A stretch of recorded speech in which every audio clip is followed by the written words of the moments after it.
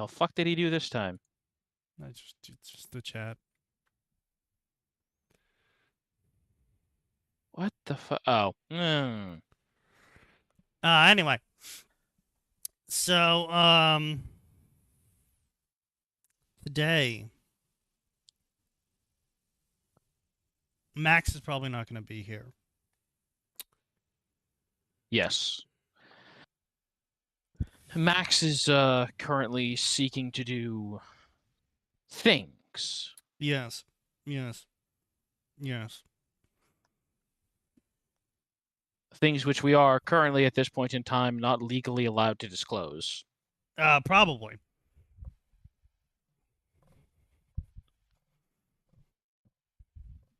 Maybe. We're still waiting for the jury on that one. It is challenging. But, yeah, I was really hoping Sign would pop his ass in here. Haven't seen him today. He had a massive L today. Oh? Yeah, I don't know if you saw. I did not. Oh, yeah, well, so you know how writers sometimes, don't know shit and then talk out of their ass about stuff? And it sounds fine in the moment, but then when you really consider it, you're like, damn, you sound fucking retarded. Yeah? Yeah. That's what happened. Oh, what did the man do?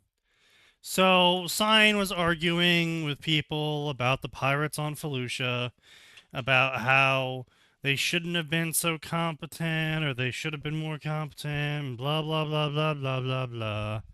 Yeah? And, you know, that's not a problem, right? Because, I mean, they're fucking wrong, obviously. The pirates can be as competent as you want them to be because Yeah, they're we fucking gotta say, pirates.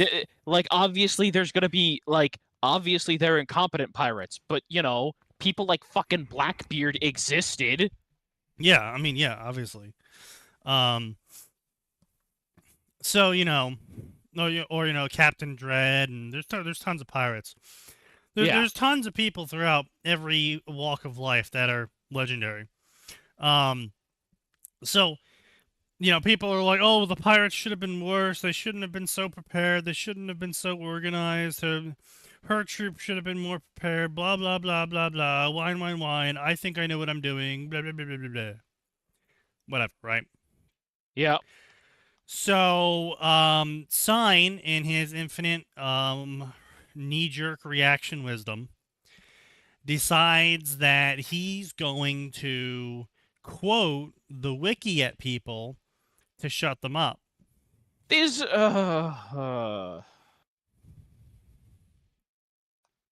see where this is going? Okay. So we're quoting the wiki at people, because that goes well all the time. Yep. So he proceeds to quote the wiki about the ability and competency and the numbers of Black Suns. And Yes. see, the problem here is that the writer was not considering the scale of Star Wars when they Okay. decided to give a hard number on the number of Black Sun affiliates. I see. And proceeded to say that the Black Sun had a terrifying 50K troops. I mean, that's still a fucking lot for pirates, but It is a lot for pirates, you know. But the problem is that in size comparison, that staff's one Star Destroyer. yeah. And this is supposed to be an organization that is so massive and has so much reach that it is effectively impossible for the Republic to get rid of. Yeah. But they can only actually maintain, if they moved everyone onto one ship, they would only be able to maintain one Star Destroyer. Yep. Yeah, it was a whole, oh yeah, 17 people in the ABB moment. Yeah. So, did a really bad job of proving himself right in that situation, because that just set off the autists even more about Of how course. 10,000 people isn't really that terrifying to have, because there's probably gangs on planets with more people than that, Yeah. because, some of these planet populations is in the trillions. Yep. So,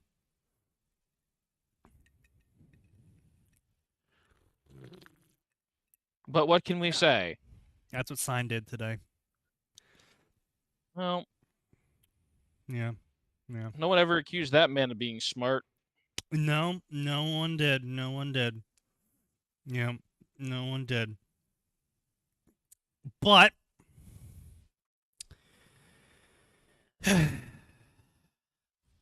anyway, the tech story of the day is going to be a painful one for everyone who understands what a printer is.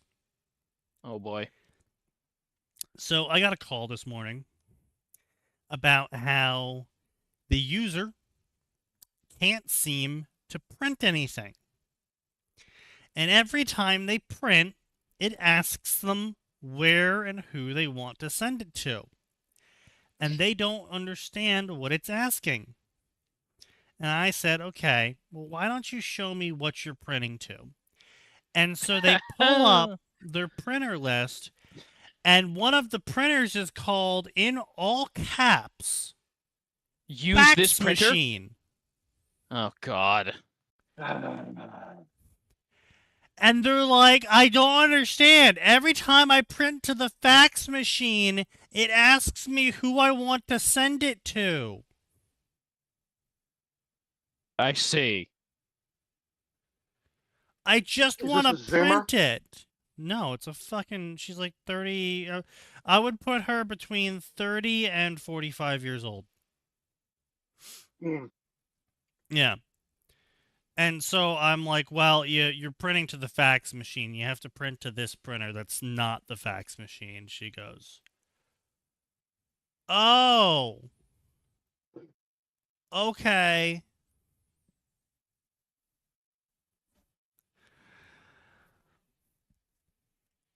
The saddest part is that I know maybe 70% of our customer base wouldn't be able to figure out how to print to something if the default printer wasn't set for them. Yeah, It's that bad. Okay. statistic is frighteningly accurate. Yeah, it's that bad. Like, listen, we've had problems getting stuff to print in my office because that shit is absolutely fucked. The printer will just disappear from us, and it's reached the point of me having added the printer manually via IP and said, I'm fucking done with this. Well, you could have just had it deployed by GPO. I can't do that, though. Yeah, I mean, your IT could have. That sounds like a window issue. But It usually is. my IT is fucking incompetent. Yeah, well, Ah, is what it is. Ellie, there you are. But yeah. So it is an unfortunate reality is that a lot of people don't really understand what their printers are even called. No. Where they'll be like, I can't print to my printer, all right, and then I look at their list, they have like 12 printers added to their computer. I'm like, all right, well, which one do you print to normally?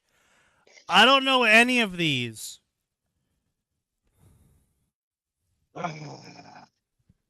Look, I will So give Why do you have them fucking added? Because a lot of times Windows will just add a printer. No, it won't. Like if it's in the network, if it's detected. No, it won't. Nope. Not with our GPO policies. That shit's on lock. Yeah, because I was about to say, if you don't have it set in the policies, if you've got it shared across the network, A lot of times Windows will just add it. Here, this is an option, sort of thing. But yeah, so they just add like 9 fucking printers, and they don't know the names of any of them, and half the time they have all custom names, and it's like front office black and white. It's like, okay, do you print to this one? I don't know. Are you in the front office? Yeah, how did you know?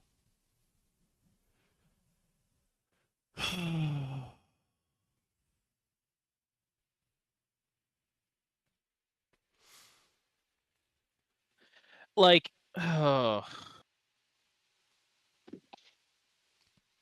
Yeah. Then I'll say something like, look, okay, I get it, you know? I don't expect people to know off the top of their head this shit. Just like I don't expect someone to be like, what if I was like, hey, yo, what's your car make and model? I don't expect people to be just like, oh, yeah, you know, Tacoma 96. It's like, oh, okay, you know. I don't expect people to be able to do that, right? But I would say I can tell you who made my car, and that's it. I do expect from people to be able to walk up to a printer and use their fucking eyes and read what it says on the printer. Because every printer in big fucking lettering says what it is. Canon MF432DW. Hey, what's the make and model of that printer? Require reading. I don't know. What does it say on the printer? I don't know. Can you read it? Yeah. What does it say? I don't know. Read what it says to me. Oh, Canon DFW MW MF4P. Okay. Thank you.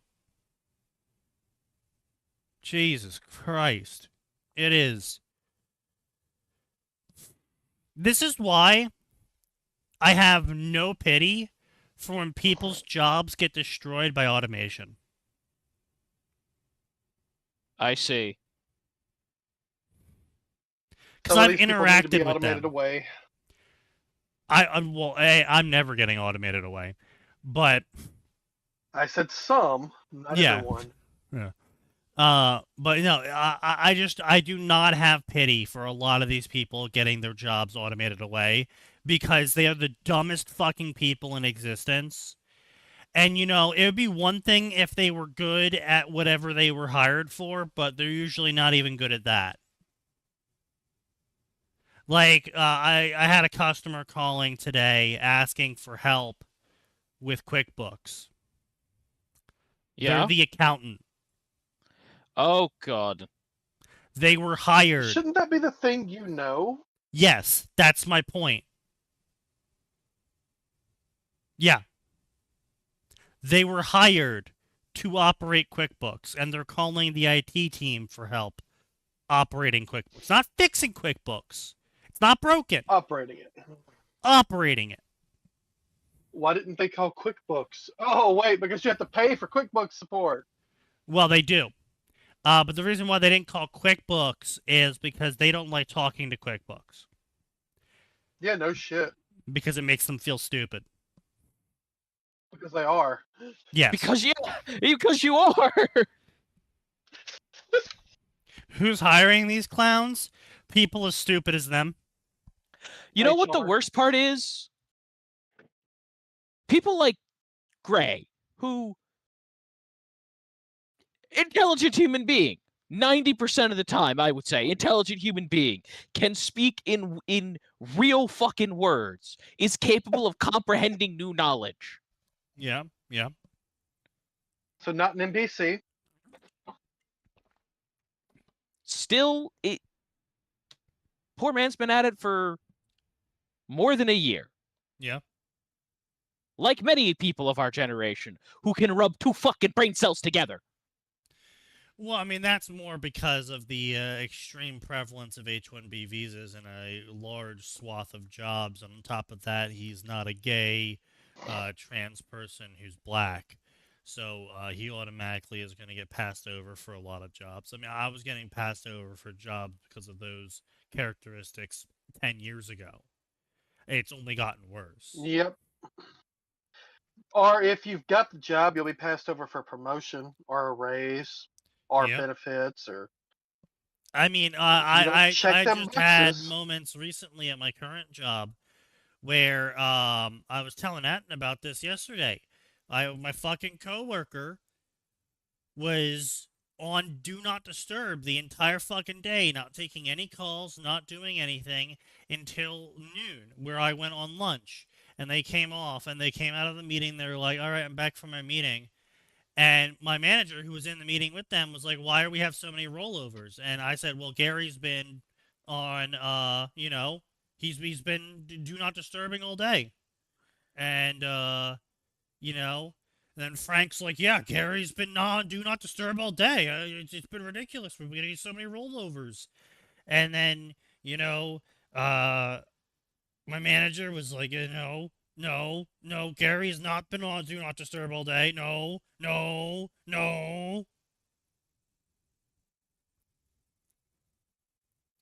But, my manager and Gary happened to be of the same ethnicity, which is not the ethnicity of the rest of us.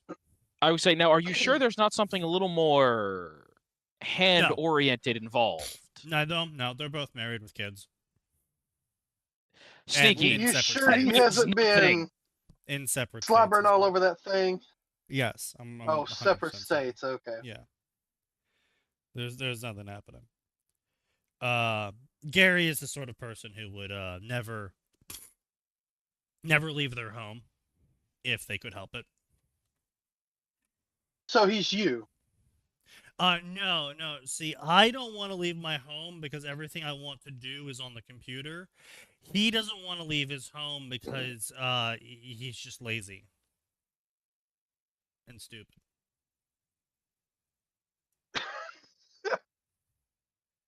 Big difference. Fair. Yeah. But completely unbiased opinion, of course, on my end. I am the most unbiased person. Yeah. You alone are the unbiased one? Yes, I alone am the unbiased one. But yeah. Listen, every once in a while I gotta chime in with a mediocre joke to make sure everyone knows I haven't fucking keeled over dead yet from the stupidity of this goddamn show. Well, it's not that bad. It'll kill you one day. Not if I don't. Can't finish that sentence. Not if I do it first. Haha. Yeah. But yeah, so it's this show as in the current state of Earth. Yes, this show is in the current state of Earth. Everyone knows that Earth is now currently participating in the world's largest Truman Show. Fuck, I hope to God not, because if that's the case, we have ended up in the worst reality. That would be hilarious, though. Could be worse. Always could be worse. Must be true. Must be true. Okay, Dr. Morden Solus. Must be true. Had to be me. I was the only one who would get it right. No, someone else could have gotten it wrong. There is a difference. Someone else would have gotten it wrong, yes. Must be true. Must be true. Must be true. Must be true. Must be true. Must be true. Oof, yeah, that would be the bad timeline, yes. And go ahead, so everyone can mark down sign L as well. What did I do? What haven't you fucking done, sign? Anything. You keep feeling that. Worth an L. Feeling that. Yeah, right. So today's escapades on the forum post wasn't an L. No. Oh, I see. You're hallucinating, Sneaky. I mean, okay, hang on a second. He is, but not about this. Yes, he is.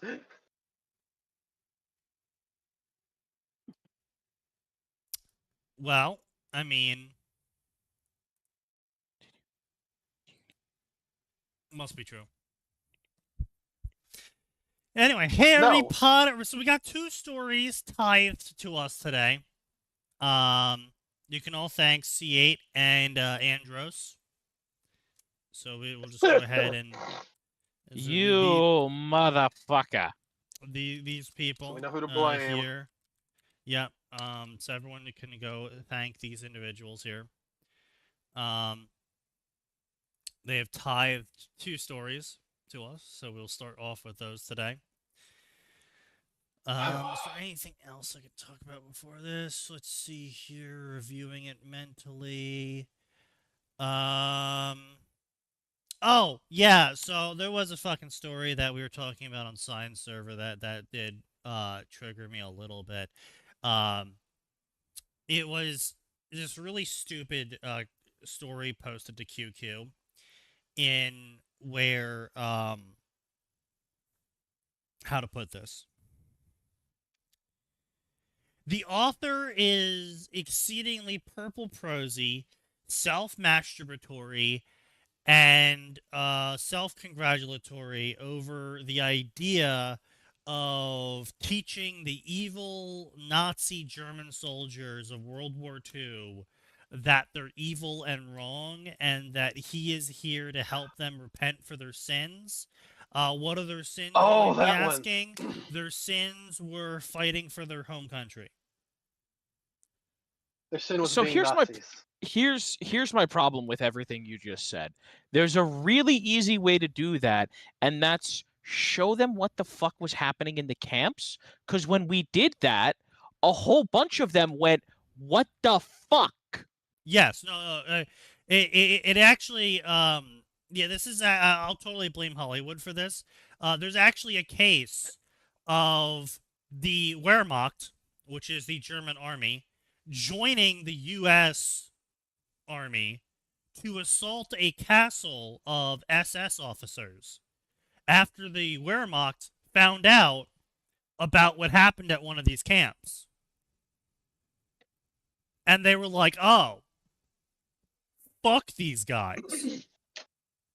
Yeah, like, I gotta be clear. It's really, really important to reiterate this. A huge chunk of German soldiers did not know what the hell was going on. And even if they did know that people were being taken to camps and put into slums, they certainly didn't know about horrendous, systemic, literal state-sponsored murder. And when they did find out about it, they went, boy, what most of them knew about the camps was that they were just moving the Jews to the camps for safety reasons, effectively. For the Jews, because of the state of relations due to things like the Night of 1,000 Knives. A lot of the Germans were hearing about, like, oh, the German government was like, oh yeah, you know, we have to relocate all of the Jews to ensure their safety, and they're going to be transferred to, you know, other countries and blah blah blah. Now, so a lot of I do want to say, know what's going on. now, I do want to say, given the things that, and I want to be clear, the things that the government was publishing, right, in the, and I got to be clear here, in the state-run newspapers about, like, you have no money because of your Jewish neighbor, they probably should have been a little bit suspicious of that. Well, see, the problem with that is that actually it wasn't helped because there was documented not by the German government, but by people visiting Germany at the time and stuff like that. It was documented by third-party sources at that time, where the German government's going around saying shit like, oh, the Jews are the reason why you're poor, is that there were Jews literally going around going, ha-ha, we're the reason why you're poor, and setting up Yes. things like feasts in front of a bunch of starving Germans, and they would like Yes. throw food into the fire in front of them. And it's then like, there was the okay, fact Let's that be clear. yeah, yes, Very isolated. not all incidents of that. Jews, but definitely not No, helping the some. situation.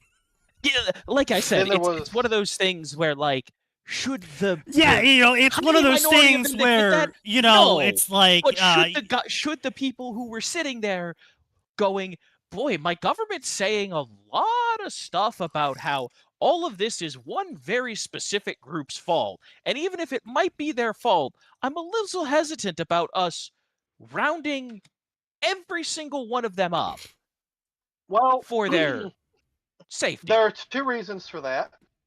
Sign. One, I know, my point being that, yes, they probably should have been a little bit suspicious, but again, to my Well, original the- point, the the vast other- majority of them had no idea.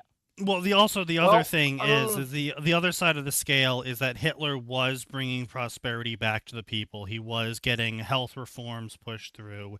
He was getting housing reforms pushed through. He was doing things like restoring businesses and whatnot. And as far as, and to be fair, again, the Treaty of Versailles was Versailles. I do not give a shit about France, sign. If they want me to pronounce anything correctly from them, they can go win a war. They should have won a world war. Yeah. So anyway, everyone would agree. Anyone ever would agree that treaty was a complete fuckover. And Yeah.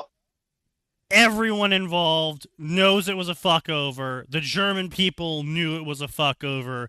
And so as far as they were concerned, they were just getting their shit back that they deserved. And everyone else can get fucked.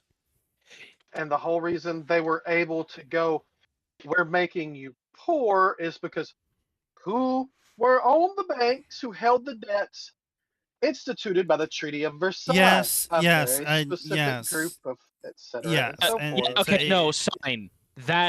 That's really not the case. Most of those banks were not run by yes, they were on the board, sign, but the vast majority of those were, and I want to repeat this, state institutions. It wasn't From other countries, yes. yes. Like, let's be Yes. clear, sign. It wasn't a German bank that was making them poor.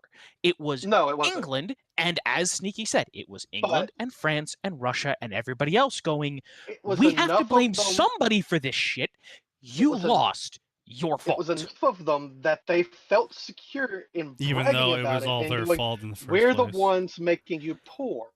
Yes. Yeah, so Yes, to anyway, Sneaky's point, yes. moving past It all was of not, that, in fact, their fault. Yeah. a majority of German soldiers were not aware, or if they were aware, they didn't care, or if they were aware of the full details, they were against it, and a very small minority of Wehrmacht actually were for it. And the SS even knew this. So this is not just me talking on my ass. The SS actively knew this and went out of their way. A majority of SS troops were non-German.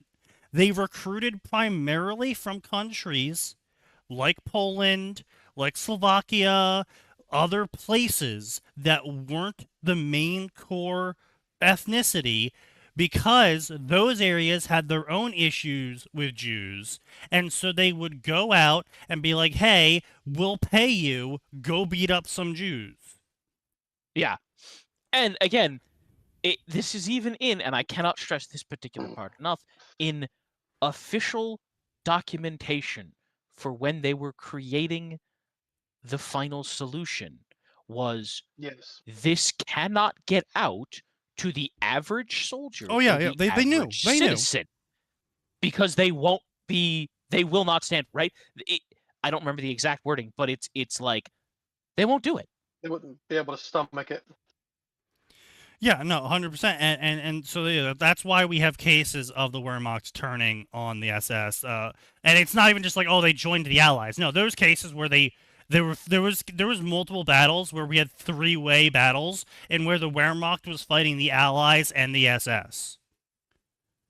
Yeah. So, yeah, it wasn't just they all decided to join the Allies. No, that was one specific case for a castle they were besieging. Which, by the way, in the castle we did find some super fucked up shit in. So the SS were into some weird stuff.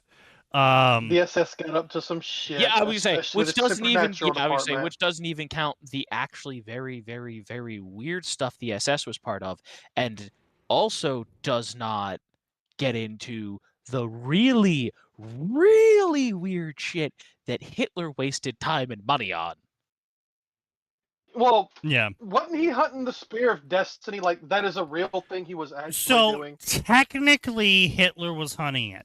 95% of the stuff that air quotes Hitler was hunting for. By the way, this is the link to the story What's the I'm Thune complaining about. Society? I'm sorry. Yes, it was. Yeah. Yes, it was all of his subordinates that were actually in on it, and actually there was multiple times we have like letters scattered about of Hitler just being like a full on the Walter White Jesse meme of Himmler. What the fuck are you talking about?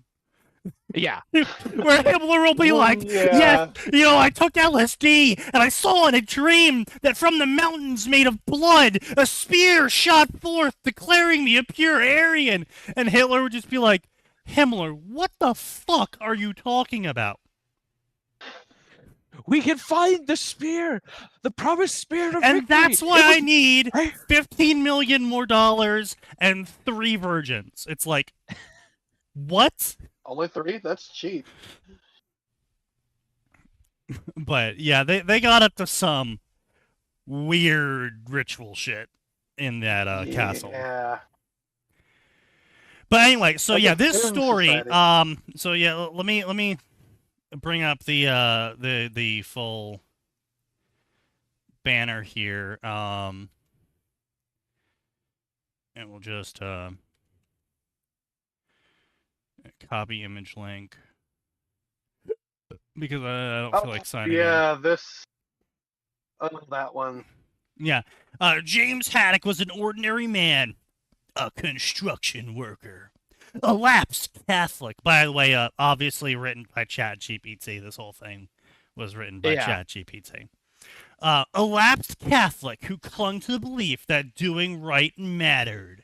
He never thought his final act, M-, shielding stranger from mugger gun, M-, would result in his death. He never thought jumping in front of a bullet would kill him. To be fair, you can, in fact, take a bullet and walk away from it. It's not guaranteed death, Sneaky. No, it's not, but I wouldn't jump in front of a gun assuming I'm going to live. No, absolutely not. If you're doing that, I'm probably going to die from this. It's risk holy shit, I'm alive, not oh my god, I'm dying. Okay, that's what exactly. If I have a gun pointed at me, it's holy shit, I'm alive, and not oh my god, I'm dying. Exactly. Yes. So yeah, I only jumped in front of a gun. I can't believe that killed me. Yeah, Well, that's Yeah, well, no worse than midwit. But when James opens his eyes again, it isn't heaven that greets him, it's a divine lottery and a choice to be reborn or sent into a new world with chaotic gifts. He chooses. Now it's 1940. Nazi banners hang over Poland. Families are hunted in the streets and executed. Cities are burned to the ground.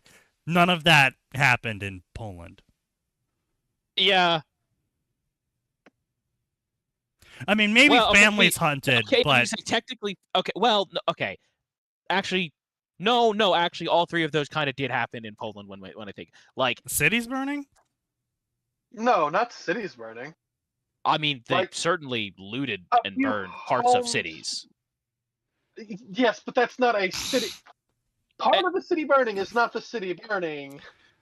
Okay, Okay, well, so I would be Fine. really careful about what you call cities burning then, Atin.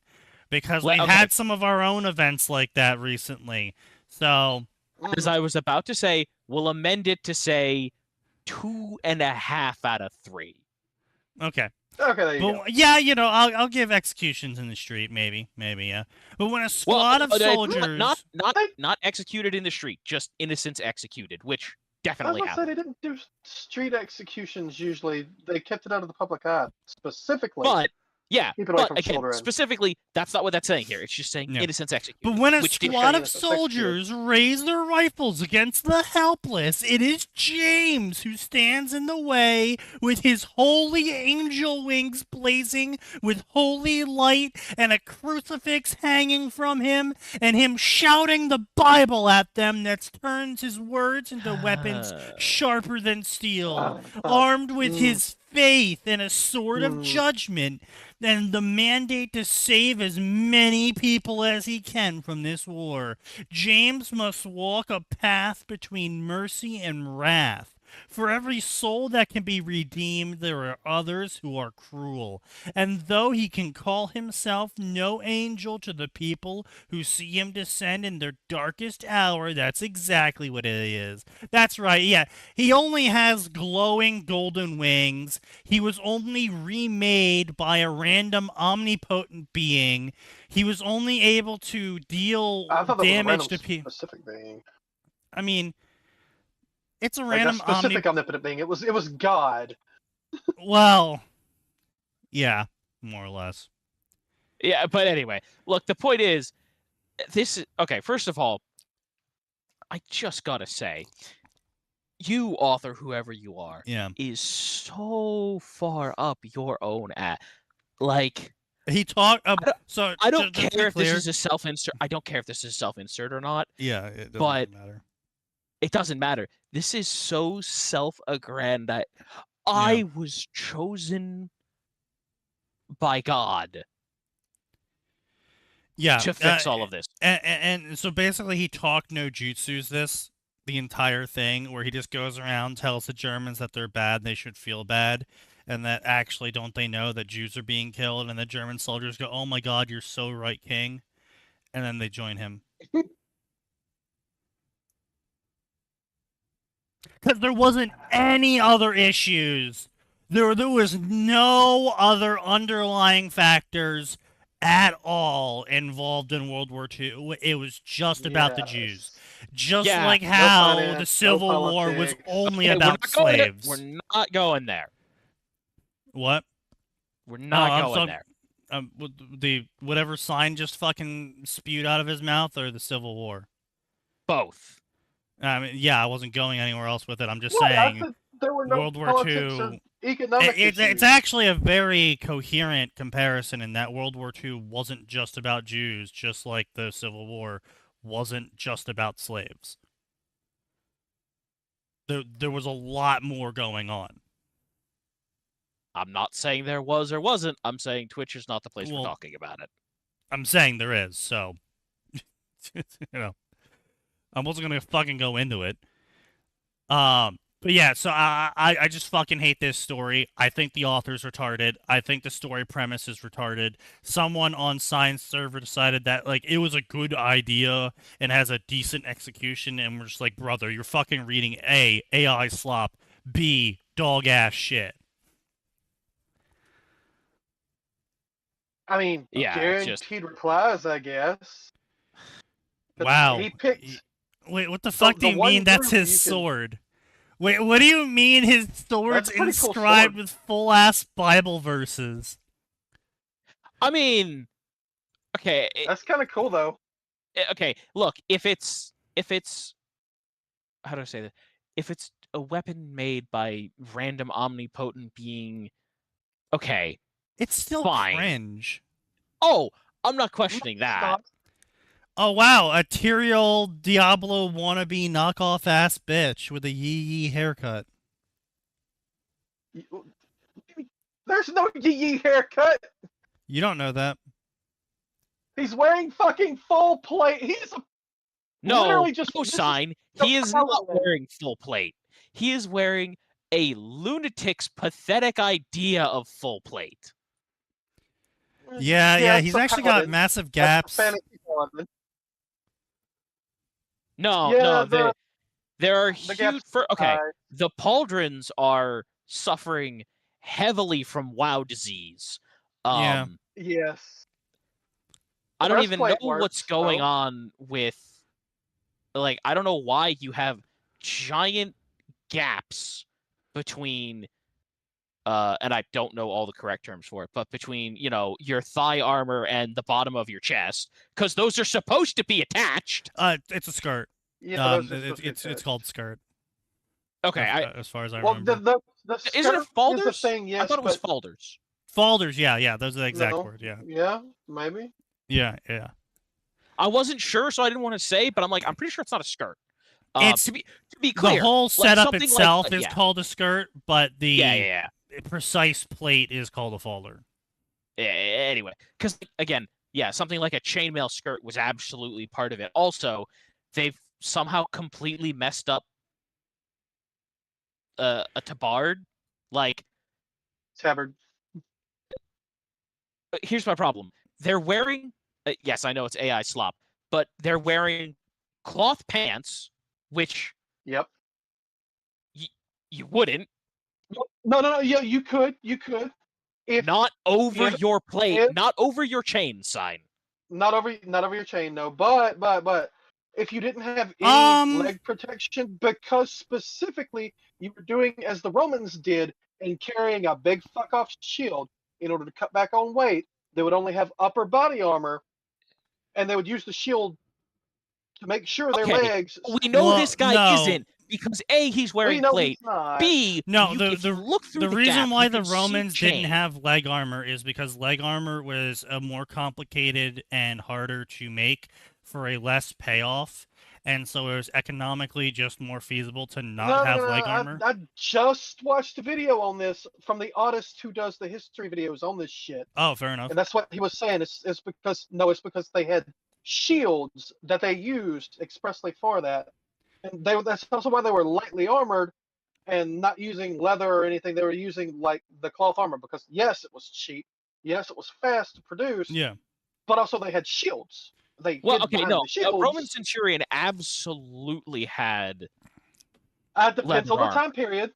Nope. Okay. Depends on the time period. No. Even by the time of the Marian reforms, they had basic leather. When they were first doing the whole shield wall shit, they didn't use leather. They were still using cloth. And even then, they were still using cloth a lot of the time.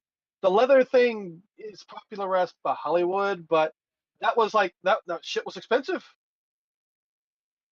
The Emperor's troops might have that kind of armor, but not everybody's.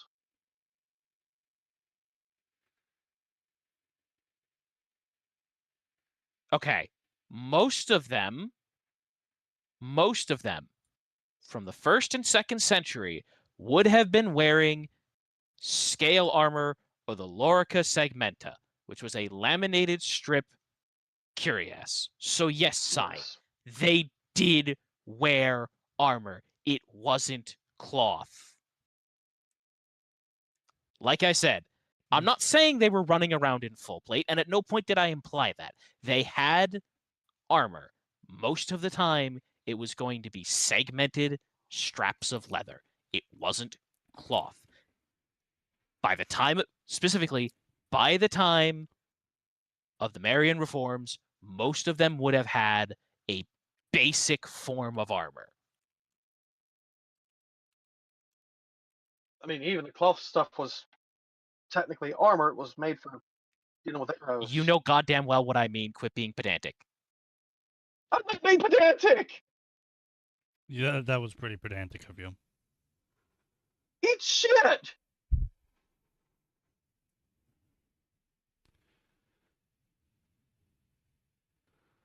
Anyway.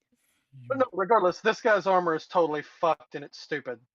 Yes, on that we can all agree. But I mean, don't get me anyway, wrong, it looks cool. if you I mean, had not the whole really. set of armor, it'd look better. Okay, so here's the thing, right? For Paladin, it looks kind No, of no, no, no, no. Here's the thing. You pop out the angel wings, and suddenly the armor doesn't matter. Now, I mean, doesn't matter in terms of people giving a shit about the structure of it. Yeah. Also, Because why he people- has this Mandalorian ass helmet, I don't know, but Because Tyrael I like the Mando helmet. from Diablo. I want to be clear. I too Yeah. am a Mandalorian enjoyer. My name is Stubborn in Mandalorian. I'm aware. Are you? Yes.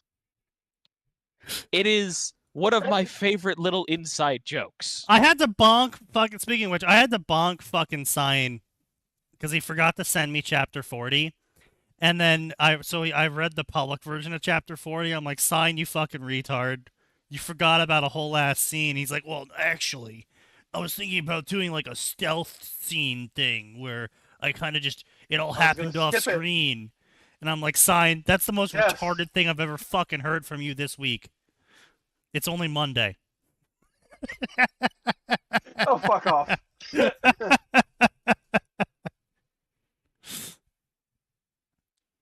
Look, I've been busy, okay? Busy not sending me the chapter because you're a I dumbass. forgot. I know.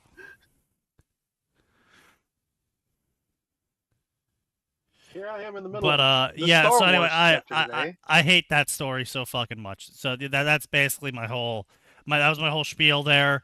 I just hate this fucking story. I hate the author. I hate the fact they used AI slop for it.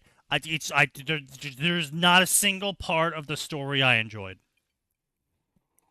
Oh, that reminds me of that asshole on QQ talking about how he ran the numbers, Mason. He ran it by AI, both ChatGPT and the other one, and it told him that it would be impossible to bridge the Darien Gap, and you'd need a tank with flamethrowers on it to even get in there, and even then, it would rot your train before it crossed it.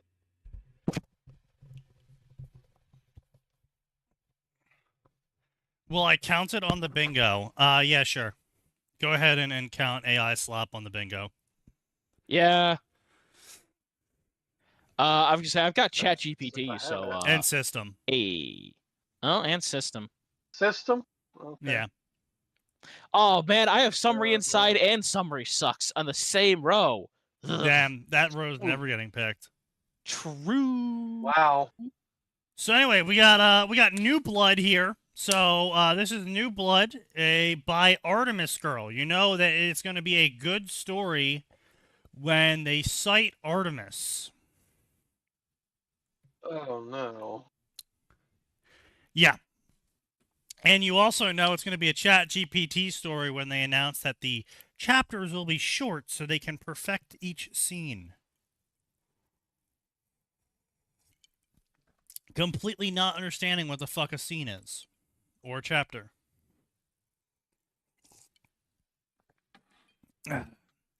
Sorted into Slytherin with the whisper of prophecy around her. Hermione refuses to bow down to the blood prejudices that poison the wizarding world. Oh, it's one of those. So, I already hate this. It doesn't As really you matter should. if you want, if you don't like the prejudice going on. If the people in power hate you and they have the power and lots of money and the cultural zeitgeist on their side, I don't recommend pissing them off on purpose. Because I even if recommend- you're right, you're dead. I was gonna say I recommend taking a more Rebel Alliance approach if you're gonna do that.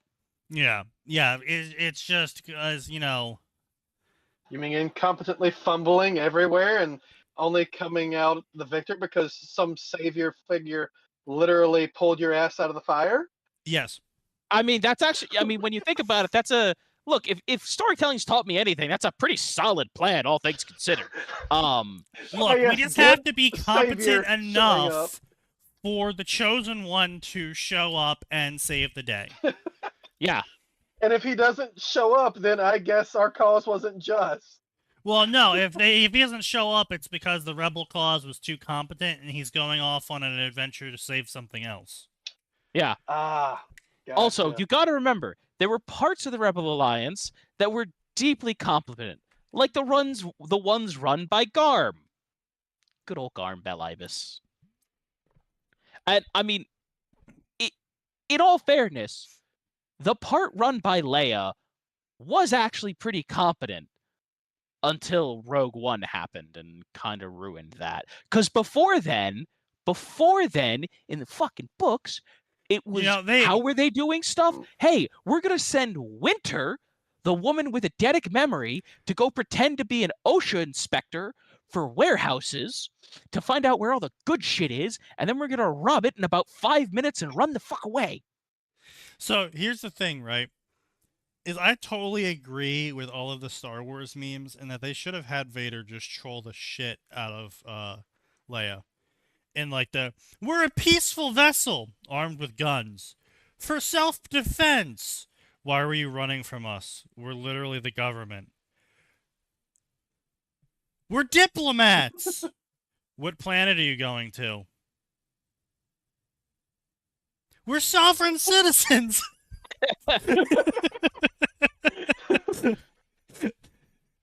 I mean, in fairness, here would my rebuttal would have been: I'm from Alderaan and I'm on a mission of peace to Tatooine. Of course, my ship has guns. I'm not ending up as a hut toy.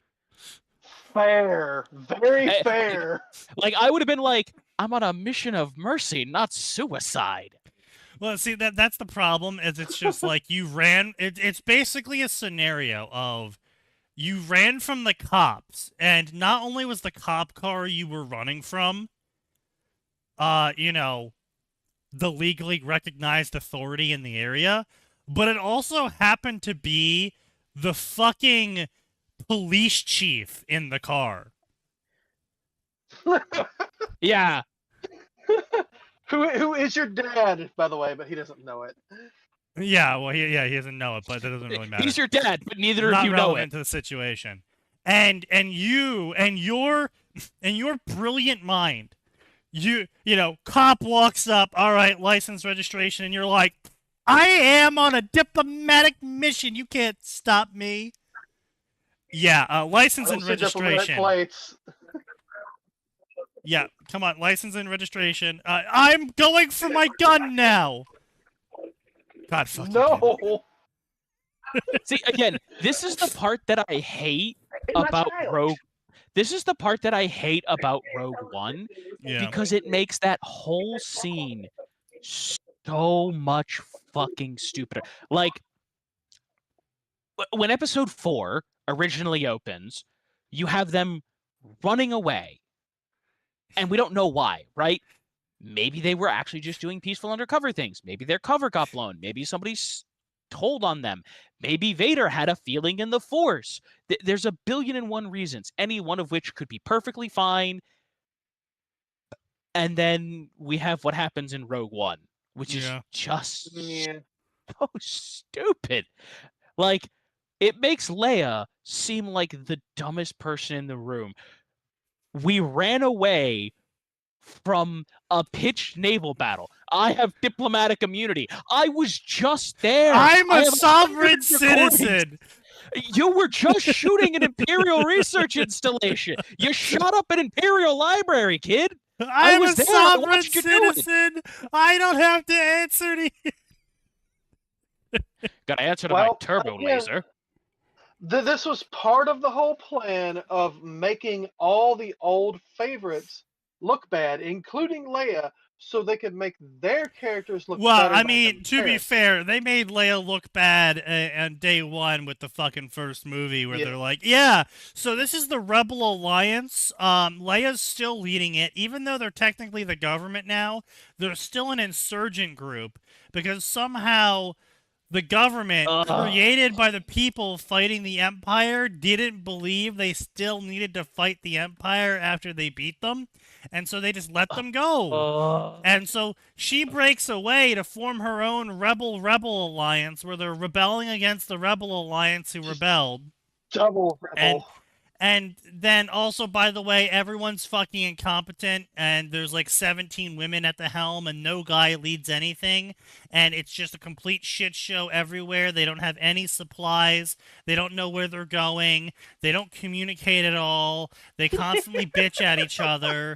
No, listen, it's just, oh god, the whole thing is just so infuriatingly stupid. Like, Yes. especially because I'm like, you pretty bad. could have just done the Imperial. You could have just done the Imperial Remnant. That's all you had to do, was just make the Imperial Remnant. We could have just done Warlord Zinji, y'all. We could have just done Zinji.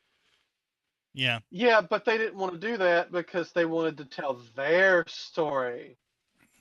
I am keenly aware and deeply infuriated, Sign. This story was before AI. It was first posted in 2018. Shit, you're right. Well, that just means it's one of the good old-fashioned depresso ones where it's just a stupid person doing stupid shit for stupid reasons, being stupid. No, I'm going to say that it's still AI The author slop. is naturally talented at sucking. You know what? They probably are from Reddit, so there's a fair chance that it's still technically AI slop in the fact that they were just programmed by Reddit to output garbage. Man, I True. remember back in the day when I could go to HFY and find good stories. Yeah. Yeah, right. It's Now fun it's time. just like the 3 flavors of the most popular story that got popular. And then Oh, someone it's will also- have a brief wait, shining hey. moment of originality before it gets cloned 30 times. Yeah. Yep. And then there's, we hate HFY because humans would never be able to compete with aliens. They would never adapt to aliens. Humans should be enslaved. Oh and my god, the killed and yada, anti-AFY yada. posters are so annoying. Oh my, look, don't get me wrong. The HFY posters are annoying. The anti-HFY posters are more annoying. Yeah. Like, listen, you read one humans or space orc story, you read them all, and Yeah. oh boy, I don't want to see any more of them. Yeah. I mean, I would like to see more of them, but I would like to see more of them that take things in a new direction. And I don't mean you need to forge a completely new path. I'm fine with a parallel path, but just not regurgitating the same thing to me in the same order. Yeah. But it's there's a fine line, author, and you're not walking it very well. Yeah. So anyway, carving her own path forward, Hermione chooses to make her destiny not as a muggle-born half-blood or half-blood or pureblood, but she's a new European. I mean blood. I mean wizard. I mean no blood. No, I mean blood. She's a new blood. That's right. She's not a mudblood. She's just replacing you. She's the new blood. Wait, That's not... What? Why, though? scratch all of those out. Don't pay attention to any of those. This is not a great replacement theory. You're not being replaced. I was We're about just to say it. importing more Muggleborns. Then purebloods are having sex. Don't worry about it. The Muggleborns are just as good as the purebloods on every level. You don't pay attention to the fact that your culture is getting erased. Sneaky, I don't think that's we're the best. multiculturalizing this. It's diversity counterpoint. is strength. Counterpoint, Hermione exists and is way better than 95% of the pure-blooded wizards. Yes, but I was just gonna say counterpoint. Their culture sucks and doesn't know how to fucking wipe their ass. Also Well, that's true. because they use a spell to clean their ass. That's clean the it with joke. toilet paper. Yeah, I know. But oh god, it's just really. This is definitely not a great replacement story. This author is not funded by the WEF, the But Wizards Sneaky- Economic Fund. But Sneaky, never ask a pureblood the blood purity status of his girlfriend. Of course, obviously, yes. What would you even call that? Would you call it racist? Blood mixing. I mean, if you call it racist, then No, you're kind of acknowledging that they're a separate genus, wouldn't you? No. That Specious. yes, but It's the difference between Homo sapiens and Homo neanderthalis. no. It wouldn't even be species because Well, no, there's the Muggle so lords we're are Homo sapien sapien. We wizards. created a special subcategory underneath family to specify us even further because we really don't like the idea of there being other humans about. So what we know as Neanderthal isn't Homo Neanderthal, it's Homo sapien Neanderthal. Homo sapien Neanderthalis, yes. No, it's not classism. Okay, it's not classism. It's not because she's poor. It's because she doesn't have the right blood and ethnicity. Yeah. Sign when he asks where he Well, gets his it's sources. casteism. It's case discrimination, like over in India. I mean, yes. yes. That's But, actually really, really good. yeah. Huh. It's kind of a caste system. Yeah, it's kind of C8 like wants to be that. pulled up, by the way. Also, No, we're not pulling Indian C8 up. girls. He is banned from voice chat. You asked him to be here, and you're not going to let him participate in the voice chat? Come on. Not after what had no, Move. not after we said last time. Yeah. This time. But No, you don't need to know. Padma and Pravarti are both Brahmins, by the way. Yes, well, obviously. Which one's the Brahmin? It's the Indian girls- spiritual leader. Oh, So that's the upper. the upper. highest caste of Indians. Yeah. Yeah. Yeah. Okay. Yeah, that makes sense.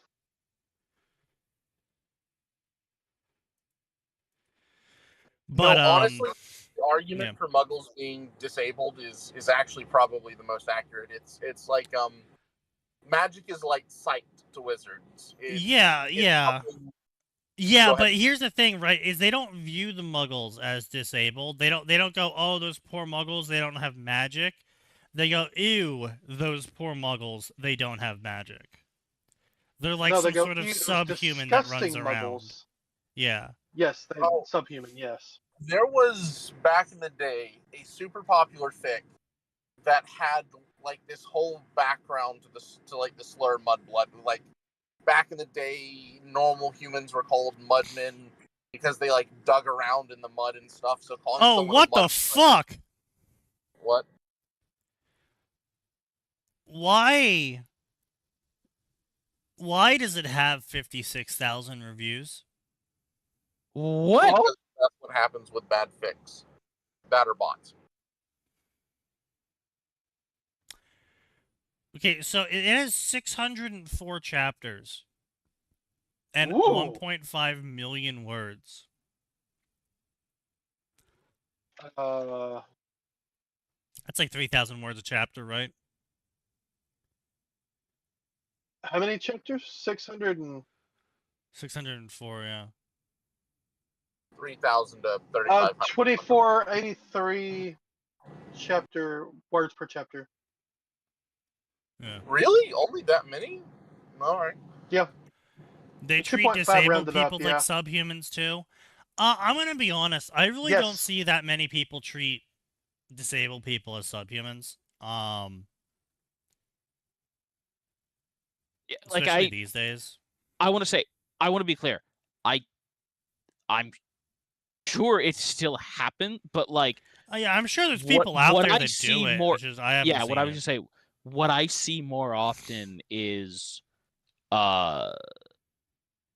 people treating them like they can't do right, and right. I don't mean like, oh, right, doing small things help. I mean like, oh wow, how do you exist every day? That's so great.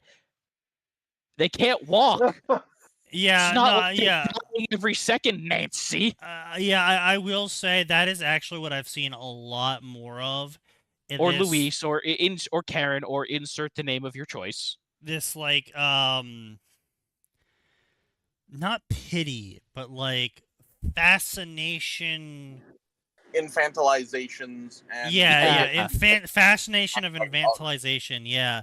Yeah, where it's like, oh my god, you're so short. How do you get things? It's like, well, they either I don't climb know. up to get them It's or this they thing put called them a ladder. lower. Well, I mean, yeah, sure, but it's like, well, they either they either buy a house with, shit that's lower to the ground, or Yeah. they put things on the lower shelves, or they have a fucking stepladder. Like it's not like it's a giant fucking leap of logic. Oh, how do you feed yourself if you can't use your arms and legs? Well, someone does it for me. I don't know what to tell you, bitch. Yeah, or some of them are like, well, I work real hard at it. Like, Oh, or yes, you know what? You're right. Or as Ricky would say on Twitter, I don't know. Why don't you ask your mom last night? She seemed pretty satisfied. oh, that's actually a pretty good one, but Ricky's pretty good. Yeah, no, I appreciate Ricky. I actually do work with a lot of disabled people, and you'd be surprised at how many groups actually do treat the severely mentally disabled. I don't know what word's most PC to use there, but there's a lot of church groups that work with them. There's a lot of home care specialists, and you do get some clearly abusive situations. Unfortunately, in my brief period of employment, there was like 3 cases where I said, "Yeah, that's definitely." Oh well, I mean, yeah. Well, unfortunately, the that's case also is that there's I mean, bullying is just it is what it is, right? If you go to school, you'll find I'm more some. like financial exploitation or social security abuse, stuff like that. I was leading into that. You go to a school, you find children, you find the bully, and it's stereotyped these days. But yes, the bully typically has a bad home life, and they're either hit by their dad, they're not loved by their mom, whatever, right? And so they go around and they find a kid smaller and weaker than them in school, and they kick the shit out of the kid because they're angry at the world. yeah. It's the same situation. You hit your adult life, you realize you're an incompetent shitheel who's never going to be good for anything, and you really should just go neck yourself. So instead of, recognizing any of those facts, you go off and you find some disabled person to kick the shit out of every day, financially, socially, or whatever.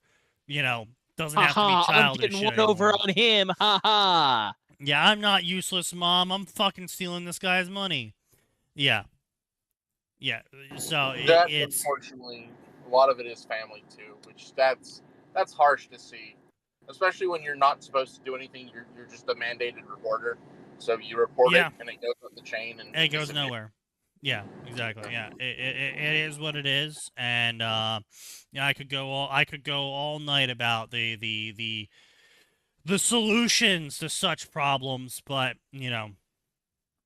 many people aren't ready to hear them. Listen, you know what joke I want to make there, and I'm not going to make it because I don't want to get banned. So, moving back to Harry Potter, what I will say is that when it comes to how wizards should probably view humans, I don't know if Rowling, honestly, I kind of want to chalk this up to Rowling not knowing what she was doing, but she presents 2 very different views on wizard-human relations. Because in the early books, she repeatedly insists that normal humans were, historically speaking, functionally 0 threats to wizards, up to and including one wizard that intentionally ran around, got caught, and was burned at the stake because that wizard invented a charm to make fire tickle them or something. Flame freezing charm. Yeah. Yeah. So normal humans are so vastly inferior in terms of threat potential compared to even a wizarding child who could just levitate a rock through your skull at Mach FU. Yeah. That counterpoint, I have the ultimate wizard answer. I cast Behold. this. Oh wait, that's the wrong one. You punch him in the dick. Yeah. I Cast Fist works pretty good up until Johnny This also makes works. Dark Yeah. Lord shows up and then casts Fiend Fire on your village and kills all of you. Or the Dark Lord, or average adult shows up, casts Imperious, mind controls all of your political officials, and causes them to start a war that causes a genocide and wipes you all out. So Yeah, normal As one stuff. does. I don't think the wizard should have feared humans, but then you have the thing she wrote for America to justify the magical super fascism of like I think they were called rakers or something, and they were like squibs or magical adjacent people who sold out wizards and magical species to non-magicals to like hunt and kill them, which just makes absolutely no sense. Other Quislings. Basically. And she wrote that as being like this huge issue, and they were followed over from the old world where magicals were being hunted and da da da da da. And I don't know if she was just trying to lean so hard on the Grindelwald is literally just a bad mustache man, but early, to that she went overboard or not, but it doesn't really compute because normal humans as an aggregate have no capacity to inflict organized violence on magicals, simply because so here's some things you need to know about Rowling. She hates men. Because of her ex-husband. Yeah. All men are her ex-husband and her dad. Well, not all men. Yeah. No, it's just oh boy, yeah. That's you're not wrong. Yep. No, that's how she viewed it. She, just a reminder again, she thought young boys wouldn't read a story by Justine Rowling, and so she made her pen name J.K. Rowling. I honestly assumed that was just a British thing when I was a kid because Yep. No, she thought boys wouldn't read a story if the word Justine was on it. Shrug. Which is incredibly sexist because everyone knows young boys wouldn't even realize there's an author on the story. I was gonna say, expecting us to read who wrote the story. That is way too much. There was a cool kid with a wand, he's fighting a dragon. No, you only do that after you read the book and go, damn, that book is pretty good. Can I find more books that are good? More. Yeah. Yeah. No, to get to my point is, I don't think there's a framework there for wizards to fear humans. Maybe in like the modern day, if wizards knew about shit like atom bombs and cruise missiles, but I don't. No, here's the problem. Here's the problem. The second humans developed guns, wizards should have started getting nervous. Yeah. Because, listen, that's true. The wizard can levitate the rocket at Mach fuck you to my head, but I'm pretty sure I can pull the blunderbuss before that happens. See, that circles back around to, especially with early modern firearms, I can just teleport instantaneously point to point. Sure. Yeah. That's an interesting set of spells. Here's the problem, muskets. The problem is that you're not taking into account is that a majority of wizards were actually fairly incompetent and could barely even manage things like a simple stunning spell or household cleaning magic. Here's the thing. Even if we leave that inconvenient tidbit aside, dodging the person who's got the blunderbuss, it's not as easy, right? Batman doesn't dodge bullets. Batman dodges where people are aiming, and where they're That gonna be that's aiming. just your aim, yes. Well, no, He's- actually, the rest of he's the not- backgammon does that. Just Shut up. dodge the projection, Atin. Just dodge the dodge. Come on, Atin. Just Don't you dodge know? the prediction line. Yes, of Burrito. course. Yeah, just dodge the no, but- prediction line. Right, but again, sure, maybe you can teleport point to point, but hey, there's 10 people with blunderbusses. Okay, you go behind them. Guess what? After you get the 4th or 5th one, they're gonna just form a circle and go blunderbus.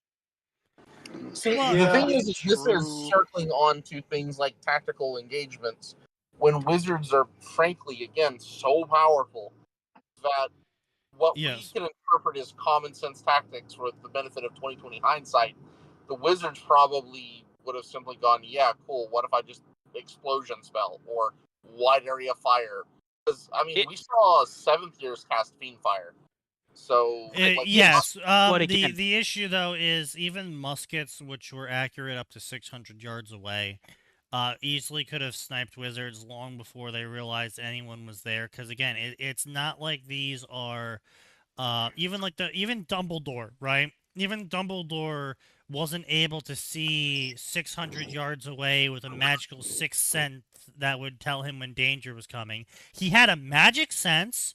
He could tell when people were casting magic near or at him, but a gun being fired from 600 yards away where the bullet reaches you before the sound of the gun does? I mean... no, it is. sure. You're kind of fucked. That runs into a magical and a non-magical needing to be in a situation where a non-magical is not only possessed of the skills and equipment necessary to do this, but also the wherewithal. So, they Well, would have sure, to but go- that you're assuming. Well, see, the problem here is you're assuming that every magical does have the equipment and wherewithal and knowledge and practice to do all of the things you're saying they could do to counter, some random person with a gun. No, The- I mean, just on a civilizational level, the wizards were very well hidden, had seemingly... Was it on the a space civilizational level, if the United States government wasn't helping wizards hide in America, the wizards would have all been shot by now because of random people with guns pulling them out, going, "What the fuck is that?" Bang, bang, bang, and the wizard Yeah. dying. Also, again, the issue there is on a civilizational level, right? If you compare the average wizard to the average human, and let's say a war of wizards versus regular humies breaks out, the wizards aren't gonna learn faster than the collective weight of humanity. Yeah, and here's the thing as well, is even No. if you lose 10 people for every wizard you kill, you still win. No, even if you lose 100 Yep, people numbers. for one wizard. I'm not. Yeah. I'm not trying to argue like who wins. I'm trying to say that I don't think there would have ever been the impetus for large scale conflict from the point of view of wizards. So that's what I was trying to talk about how wizards. Okay. Yeah, And yeah, I was sure, trying to sure. say that. Yeah, no, they wouldn't collectivize and stand in a nation group. Yeah, yeah. Yeah, they just wouldn't see Muggles as either a threat or even necessarily serious. I think Arthur Weasley is the best example of sort of perhaps a hyper exaggeration, but probably the best example of how Muggles see wizards, just silly and less than them. Yeah. The issue is that wizards are just I mean, stupid, Arthur is your unlike wizarding wizards in every most man. stories where they have some brain power. Well, see, so here's the thing, right? In Harry Potter, wizards aren't wizards. In Harry Potter, wizards are sorcerers. And classically, sorcerers are low on wisdom. And end. Fuck sorcerers. I was gonna say, honestly, they're not even sorcerer. There's plenty of sorcerers with decent. They're like a warlock crossed with a sorcerer. Well, No, you no. gotta remember, it's they purely do from study mechanical to get their perspective. information. No, they do not. Yes, they do. They have to No, study. they do have to, not. They are told point something is wizarding school? possible. There is a massive difference between learning a spell formula enabling you to cast a spell and being told something is possible, therefore being able to cast the spell. Proof of that is accidental magic. D&D wizards don't have accidental magic. You can't accidentally magic something as a D&D wizard. You can Yeah. accidentally magic something as a D&D Nope, sorcerer. In no. fact, that's how most sorcerers figure out they're sorcerers. Is they go, "Oh God, I'm gonna die," and then someone in front of them explodes in a fireball. Yeah, to be clear, wizards do not cause wild magic unless you are in a campaign setting where literally any magic causes a wild magic surge. Wild Yeah. magic is exclusive to sorcerers. But yeah, so anyway, point being is that they aren't wizards.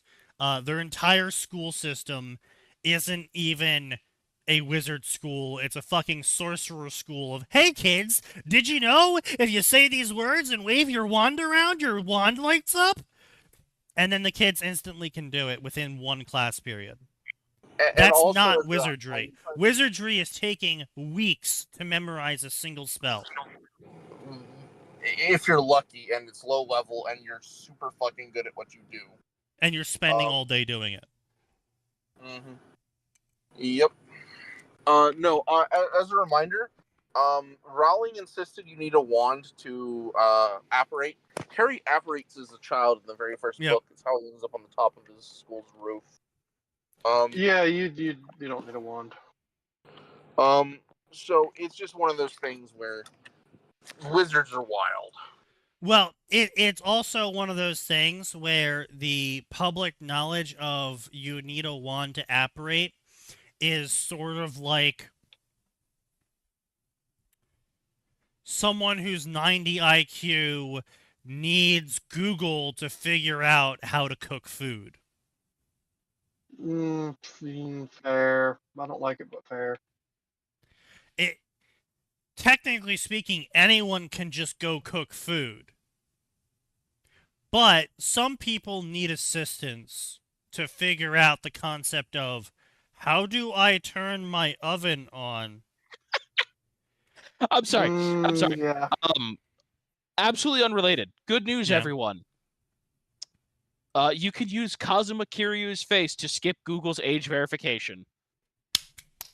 Who's that?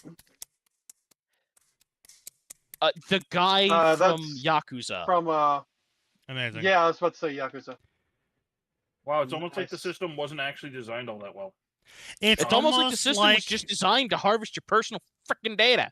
Well, I mean, not only that, Yeah, but it's also right? almost like the system is an AI, and the AI works off of approximates and doesn't actually understand the difference between, say, I don't know, a real face and a cartoon face, because it's just told, look for these, structures and Look for facial features. yeah. So yeah.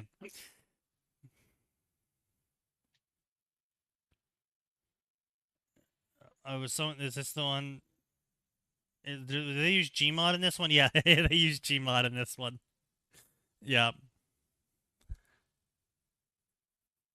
All right. Well, I'm gonna head on to bed. Thanks for letting me step Good in. night, buddy. I got to get some sleep before I get All right. yelled at tomorrow at work. Yeah, good night. My shirt came untucked as I was moving cabinets, and that was unprofessional behavior. Unprofessional. Yep. Very yelled at classic. Mm-hmm. Still, take it fucking easy, dumb. everybody. Bye. Yep. So yeah. Uh. But yes, sir. Yes, sir. Anyway, this is an absurd story. I still hate this story, even regardless of all of its accomplishments, such as 10,000 favorites and follows.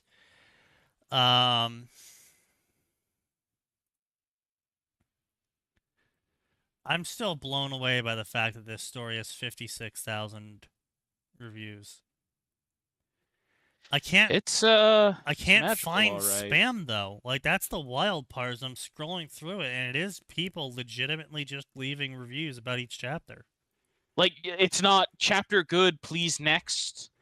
Yeah, another story where a knot's being naughty, a good push forward for all stories to build upon. I'm glad to see you're all right. This is a great interaction among all of the characters. It really brings joy to my heart to see this sort of scene occur. This is an absolutely hilarious story. I'm always laughing with each chapter that gets published.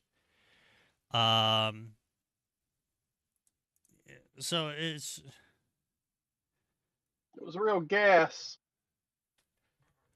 like, yeah, sure, you kind of get the occasional oh Lamau pillow fight, but like, yeah, I mean, they're at least like trying to articulate.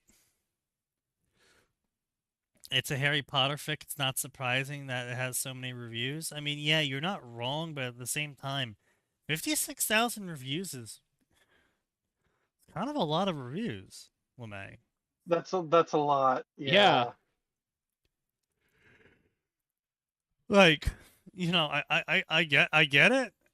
At the same time, no. If everyone that favorited this story left 5 reviews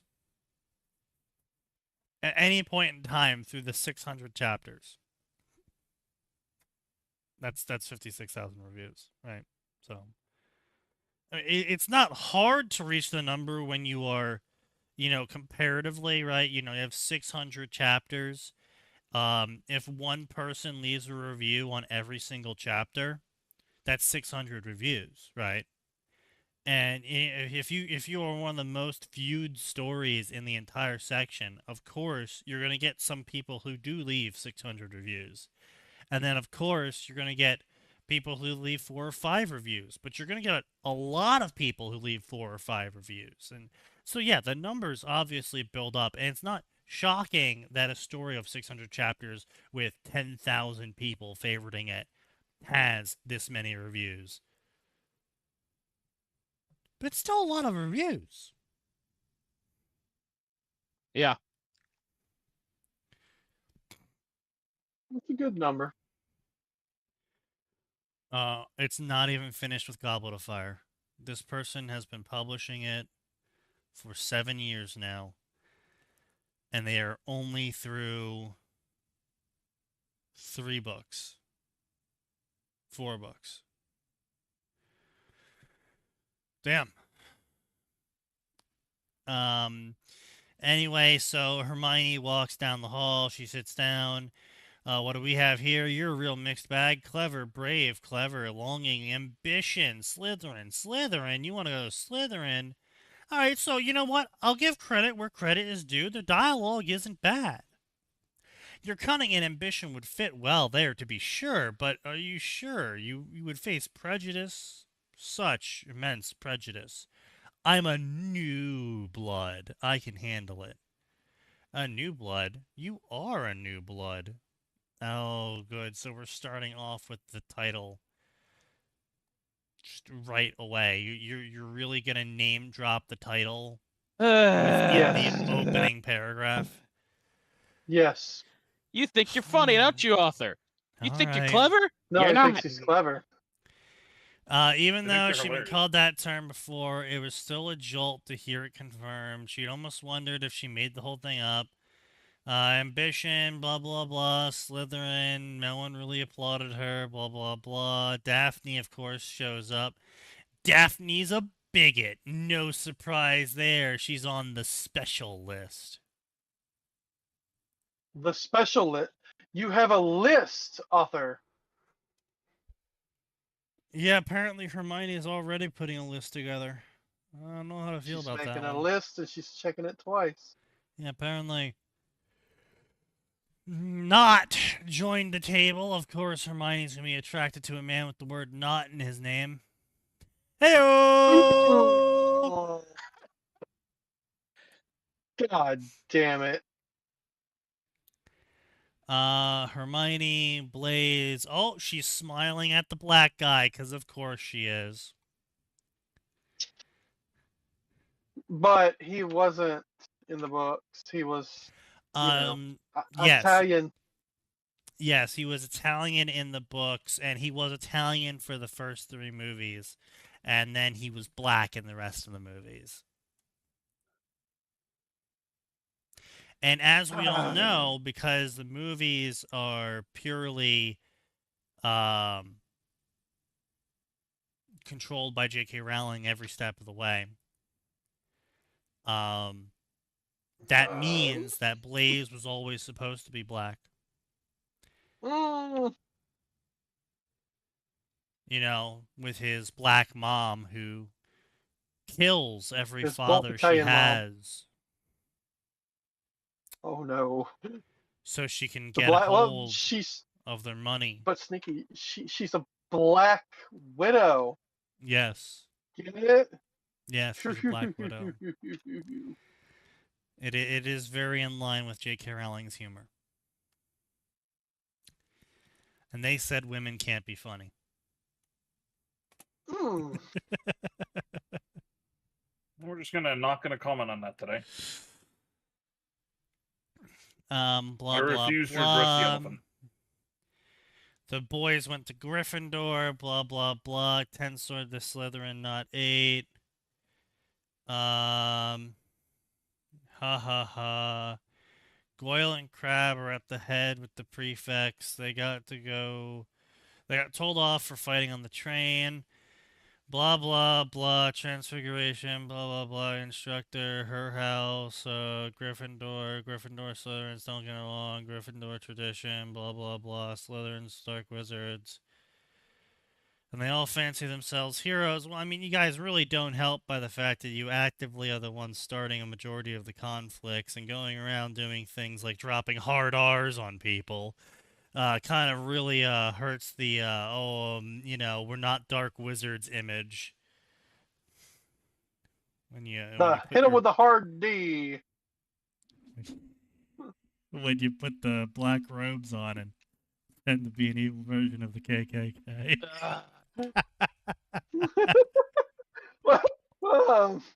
Yes, an evil version. It's a joke. It's a joke.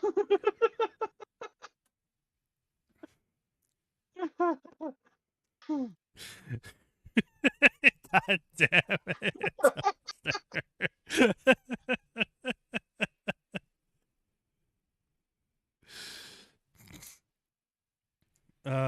God. Slytherin strong together. Apparently they're monkeys now. Really, I thought they would be the ones saying "filthy monkeys." Yeah, it's, you know, weird. You filthy monkeys. Monkey. They're really What'd your big dad fans say? of Did Frieza. he even know what Hogwarts was? Hermione was angry. And what are you? A half-blood, quarter-blood, muggle-blood? I'm a new blood. New blood? That's not a thing. You're lying. If the Parkinsons haven't taught their daughters about the new bloods, that's hardly a reflection on me. New blood. A seer told me. Wow, that is the most smarmy bullshit. Yeah. I mean, in fairness, it's Harry Potter. You would almost think she's Indian.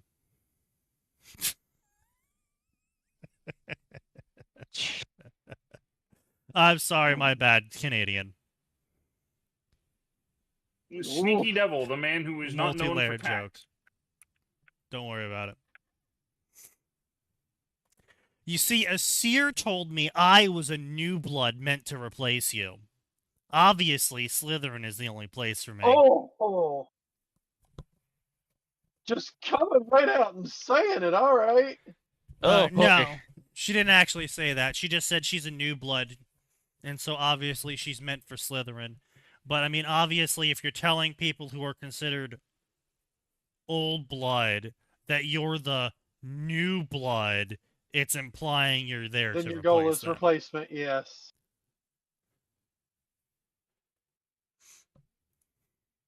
Oh, what the fuck's this? Now you may as well call them stale bloods.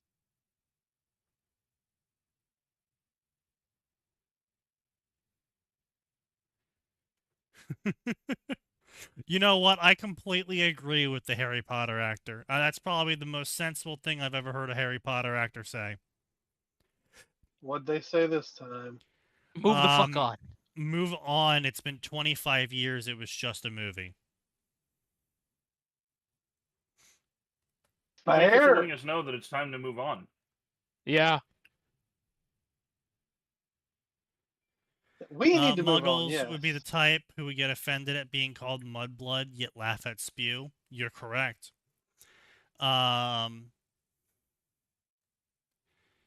Sign, you have no place to talk. You know that if this was an anime, you'd be sobbing uncontrollably. Ooh, whoa. I'll have you know, Hermione is neither cute nor funny. True. She is the most unfunny in all the Dumbledore series. when he has to tell Professor Binns to stop discriminating against the Indian students. It's the 4th time this year, and it hasn't even been Halloween yet. That face when one of your teachers that teaches history is stuck in the past, and he keeps referring to your country as the British Raj. Oh. Oh, you see, in the days of the British Raj. No, not in the days of the British Raj. Under the great leadership of the British Raj. Meanwhile, McGonagall Ah, just has her head in her bad. hands, just like, please shut up. It's been 20 years, move on. Don't tell me what to do. Asuka's better than Rey. Yeah. It's been 40 fuck years. off. Excuse me? It's been 40 years. It's time to move on. No, No. fuck you. I will still be mad. No. I say, as I sit here, still enjoying Star Wars since my childhood. It's been 30 years. To be fair, they've actually Eternal made new Oscar Ray content debate. since then. Yeah, that's true. Hey, by the Yes. way, Sneaky, I was very excited. I guess Disney is doing some Lego Star Wars thing, but they just straight up had Revan. Oh, really? Yeah, Really? Huh. just straight up Revan. Like Lego Revan or like Yes. full-on Revan? Lego Revan. Oh. Yeah, That, I guess like- they are doing a new Star Wars thing then. And he was kicking ass. Wow. How are they going to No, ruin I it? wanna be cannot clear. think of a worse way to remake Knights of the Old Republic by making a Lego version. Like that's possibly that's almost worse than a live action version. Muppets. No, Muppet version would be You pretty funny. Shut up. Okay, you know what? I rescind that only because I want to see what they do with Muppet HK47.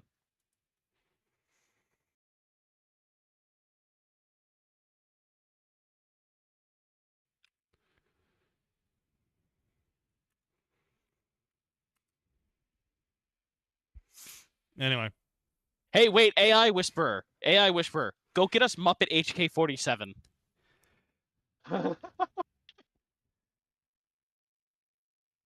Make the AI spawn that abomination. No, I'm good. I'm downloading stuff to do voices for AI so I can have the Tanya stories narrated by Tanya herself. So he can make his own pornos and jack off to them. Well, I mean, yeah, we knew that. I'm not denying that. Finally, a obviously. sign with a larger dick. One whole mini MM canister at a time. Fuck off.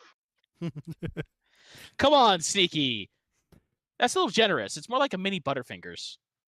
You shut the fuck up. Well, I mean, maybe when he gets really pumped, it's an M&M canister, But between, fishing through all the fat folds, it might shrink up I a bit. need to cut the M&M canister. It cannot damage The cylinder. the cylinder.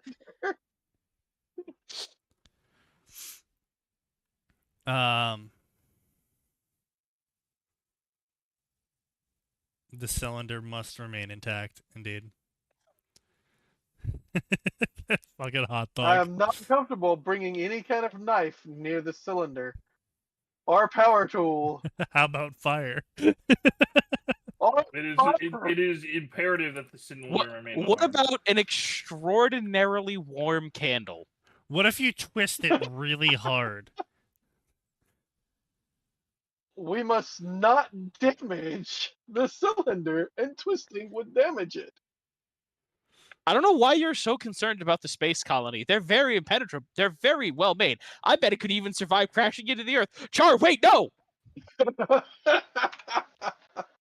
That's implying that Char would tell you he's crashing it. He would just go, Lamau, lol, Lamau. No, fuck Earth.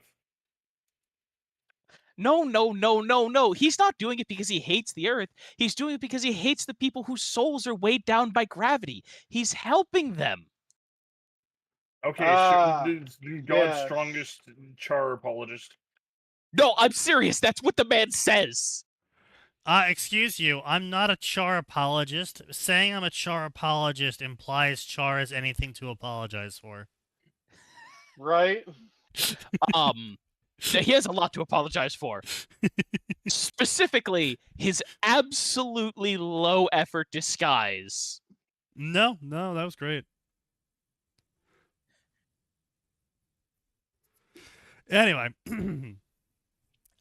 Yeah, so some random crack whore off the under the overpass told me that I'm a new blood, which of course obviously means I'm here for Slytherin. Yeah, now that being said, I do respect the mad energy from this man when he talks to Amuro again.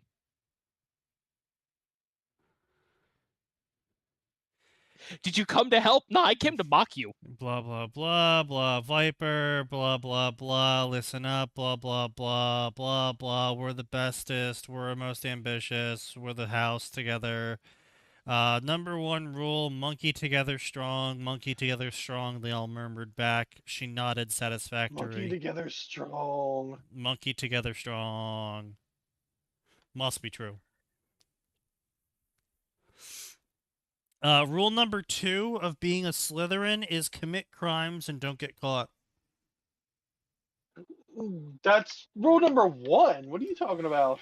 Despite making up only No, 15% Rule number of the 1. house population, Slytherins actually make up 70% of the crimes in Hogwarts. Oh, God damn it, Sneaky. And of those, 50% are Slytherin on Slytherin. Yes, indeed. They won't they tell you are. this in the Wizengamot.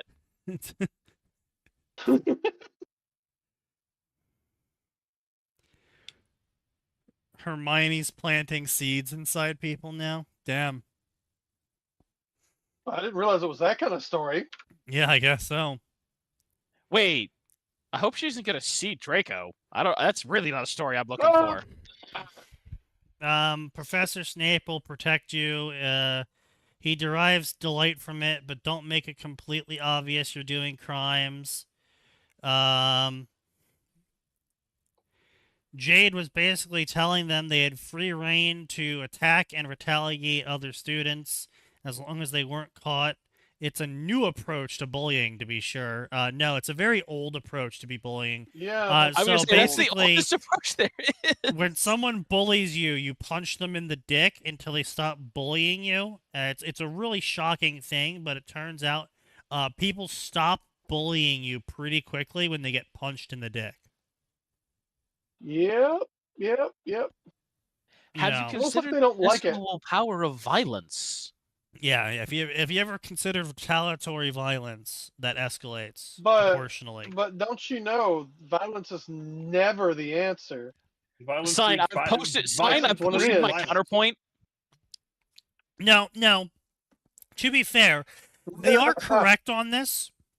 Violence is not the answer. Because the question's how much. Yes. Actually, And no, so- genuinely, I think one of my favorite Tumblr posts of all time is violence is not the solution. Frantically flipping through history textbook. No. Yes. No. I have some no. terrible news. That's a nice argument. However, I have a brick in my hand. True. Average Factual. Tenma post. Also, the Gundam I posted, Average New probably Jersey disagreement. probably one of the best scenes in the entire show, is the main character is such a bad mobile suit pilot. The man who stole the other Gundam is yelling at him, and he's like, "I'm sorry, sir. Stop apologizing. I'm an enemy officer."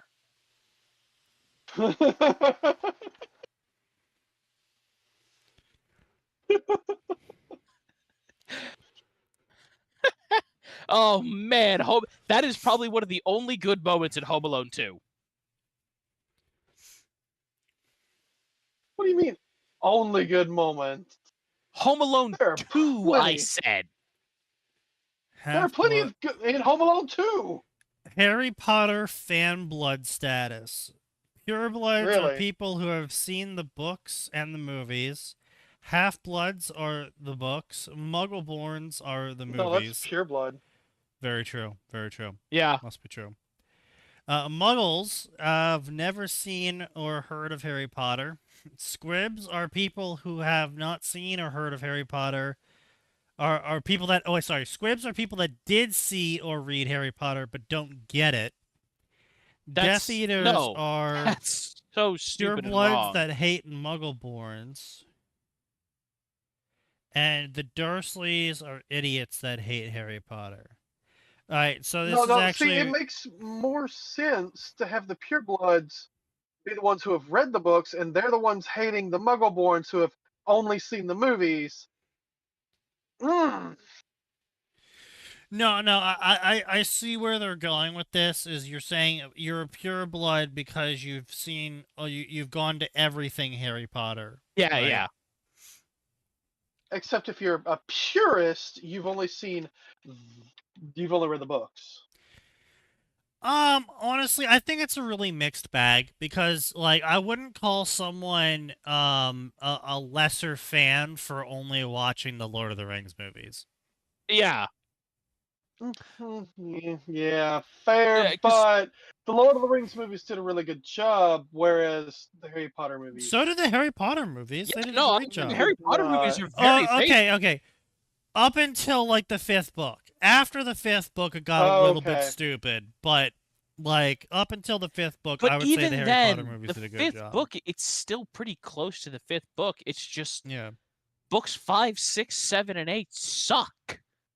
Yeah, very true. Must be true. What do you mean 8? So they split Deathly Hallows into 2 books. Yeah. Two movies. 2. Harry, to put your body in a goblet of fire! Dumbledore said calmly. Dumbledore said calmly while setting up an airstrike in the area. Yes, I see your opinion, but up, right, down, down, down. I see your opinion, but left, down, down, right. That's the Helldiver's 500 kg bomb. Yes, I know. Yes. But, yeah. Yes. Yeah. Alternately, Sneaky, what you really should be saying is right, down, up, left, down, down. Why is that? That's the 380 for the 380. You know what? I mean, up, that's down, fair. down, left, right, BA, start, select. Well, yes, sign. That's well, of course you would. You see, listen, the 500 kilogram bomb is very, very nice. But the 380 appeals to my guardsman's soul. It lets me have basilisk fantasies.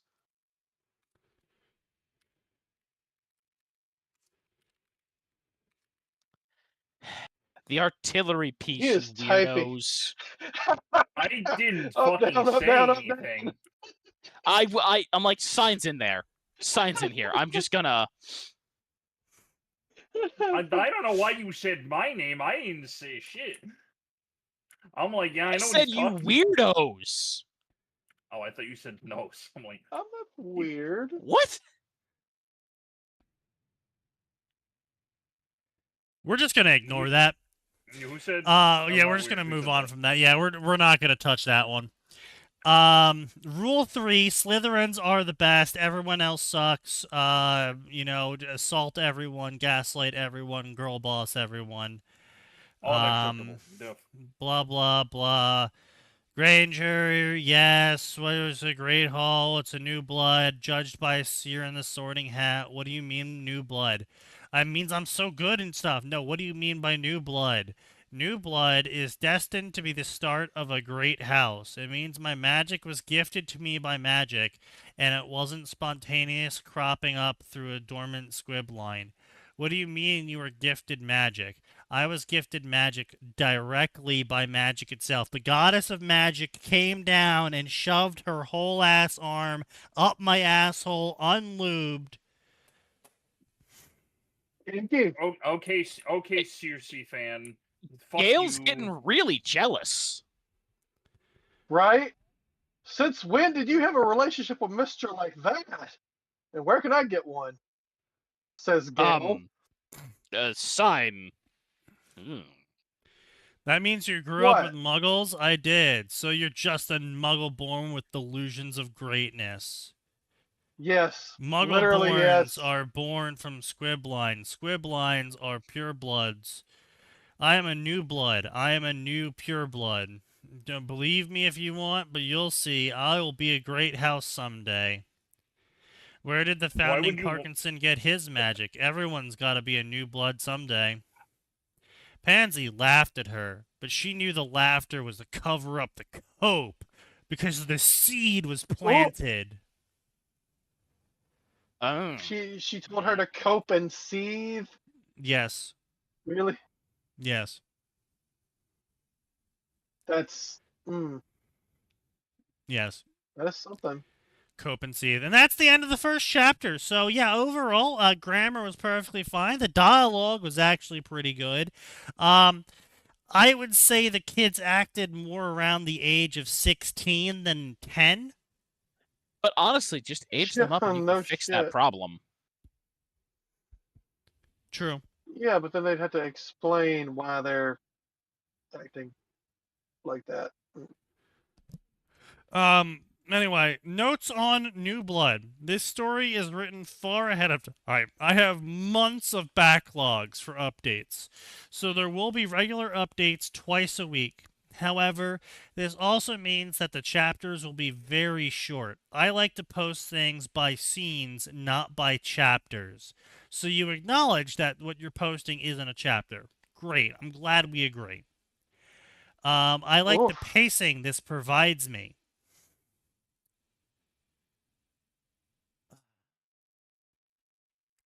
If you don't like reading short chapters, you should just not read my story for a while and then come back.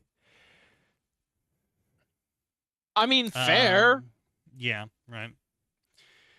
To my continued astonishment and surprise, I've gotten requests asking for donate to me. I'm not doing this to buy. It's free for everyone to enjoy. Until I realized for some people, money is how they show gratitude. Yes. Yes, that is how people like to show gratitude. They're not paying you for the experience. They're paying you because they appreciated the experience. Yeah. Well, they're paying you because they want more of the experience they appreciated. Well, yes, but no. It's sort of like, obviously everyone needs to eat. And so Yes. if you go into the town square and there's a bard there playing whatever instrument and they're singing, and you like their songs and you like their instrument playing, and you feel like that makes your day better as you go through the city, then you drop them a little bit of money, because them getting that money means they won't have to move on as fast and try and find more money somewhere else. And that's the hope, at least, right? And so, Yeah. it's also, thank you for improving my day. It's here's a little bit. I hope your day goes good as mine now. There's a whole lot of reasons why people want to give you money, and it's not just because they want to purchase the service from you. I mean, there's nothing wrong with purchasing the service from you either, though. No, there's not, and especially if you're writing 1.6 million words. Jesus. You're written 16 books there, milady. 16 books. That's a little bit much for a fan-made DLC, you know? You know, it's the difference, you know, I'm going to use RimWorld for a second here, right? You know, so someone comes out with a mod called, I don't know, Fancy Bushes. And it makes the bushes in RimWorld have 4K textures Fancy. instead of, you know, 92 by 92, right? It's like, okay, cool, thanks. And you're not gonna, you're very unlikely to pay the guy for it. He's very unlikely to even ask you for it or even let you know you could hypothetically even pay him for it. Like, you both acknowledge that what he's doing really isn't a service. What he's doing didn't take a lot of effort on his end and really doesn't need to have gratitude shown his way beyond just a thank you in the comments. But say, take Oscar, right? So to anyone not aware of RimWorld, Oscar is the name of the guy who has released an entire series called the RimWorld Vanilla Expanded Section. And it's a collection of over 50 mods that massively expand the game that guy. in Yeah. nearly doubling. Just with those mods alone, you're nearly doubling the content in the game, or tripling if you have all of them installed. So, and even he isn't sitting there going, you know, he's not jingling the can at you. He's telling you straight up, hey, you're going to get this for free, but if you would like to hear what I'm working on next, if you would like to see what I'm working on next, if you would like to get early access to it, if you would like to interact with me about it, you can pay me a small nominal fee to do that. And like I said, he doesn't paywall anything. He's not. Well, in the end, he's not paywall anything. Yeah. He's not demanding you pay him. He's not holding the mods at ransom. If he doesn't get an X amount of money, he's going to stop updating. But he does let people know that maintaining 50 mods is a lot of fucking work, and it takes up pretty much all his time. And so that if they want these mods to keep being maintained, he does need to maintain a certain level of income from these donations every month. Yeah. I mean, fair, yeah. Yeah. I mean, if And the dude's so- doing it like a Yeah. part-time job, then he kind of needs compensation for like a part-time. Yeah. Yeah. And so that's kind of where I'm always coming from when it comes to fan fiction. It's like, look, you know, if you just want to write a little 20K word story, don't be like, hey guys, here's my Patreon. Don't be like that. But also on the flip side, if you write 1.6 million words, I don't want to hear the fucking words out of your mouth disdaining people trying to pass money to you. Yeah. Oh, I Yeah, can't no. believe people would try and pay me for this. Fuck you, Yeah, bitch. Maybe they they do. were having a bad day and they read your chapter that just came out and their day got better and they wanted to thank you for improving their day, but there you are on your high fucking horse shitting all over them being like, oh, how dare you try and pay me. I'm better than that. Yeah, If you're better fuck than that, you don't you. need my fucking money. Yeah, It's like, exactly. alright, right. if you don't want it, if you don't want money, sure, I'll just do something else. Yeah, I'm Exactly. happy to take my money and go anywhere else. Bye. Yeah, so it's I hate people who are like that, and I'm sure they're gonna piss me off in a second because I saw some words in a later paragraph. Not everyone is good with their words. We're plenty good with our words. There is nothing stopping me from leaving a review saying, hey, I really enjoyed your story. Thanks for another great chapter. I love your characters and everything in them. It really brings joy to my day. And then finishing that with saying, by the way, here's $5. Right? Because rejecting money is insulting. Someone worked for that money. They spent the limited hours of their entire existence to acquire a valuation of that labor. And they want to pass that valuation of labor on to you because of how you made them feel with your story. Yeah. And your reaction was, no, fuck you. I don't need your money. I'm better than that. I don't need your handouts. Eat a dick, author. Jesus Christ. Yeah. For people who are uncomfortable reviewing or saying something in public, a quiet donation helps them show gratitude without needing words. Not everything has to be fucking grandiose. Maybe I just want to drop $1 in your fucking cup. Jesus Christ. Part of me dislikes this capitalist society where Oh, we live in there it as is. dictated shut that up. money is a way of demonstrating gratitude. Again, these are the words of someone who, by the way, they're probably rich as fuck. They're probably a 1%er. Their parents gosh, probably yeah. make at least 6 figures of money, and they've never been concerned with money in their life. So they probably don't understand what I just explained, and that money is a physical distillation of the value of the labor you have performed with your limited time of your entire existence. This Yeah. is what your time is worth. This is how much When you as a person are worth. When I send money to sign to get him to write more tonnage, which in fairness, I haven't had to for quite some time, right? But I was like, I think this man does a good job of writing, and I'm willing to offer compensation for him to bend his talents in the direction that I desire. And I as do part a of that, job, it's I an get affirmation paid. of Sign does a perfectly acceptable job of writing. In fact, some might even say a good job, although maybe not on Royal Road. Some might say.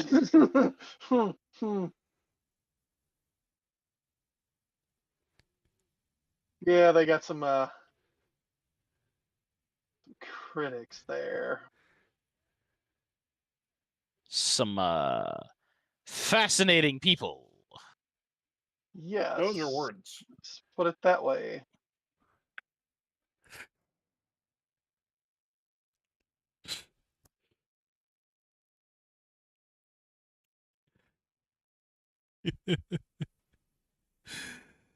Yeah, so I I like to just call them morons. yeah, but it's not just moronic. It's because it's just like they're not stupid. They have No.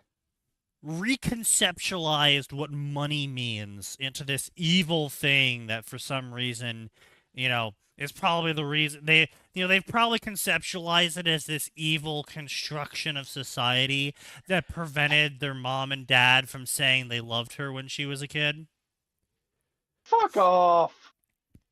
I'm just saying, I'm Fuck just, right off. armchair. You know what? You know that it's exactly what it is with I these know fucking what rich you kids. mean. Yes, I'm saying she can fuck off. Yeah, Like- it's just the only people I've ever heard who have said that they don't want someone to donate to them for doing something are people who genuinely are in it for the charity. But even a large majority of the people who are genuinely in it for the charity will still take the $5 and then use it for more charity. Yeah.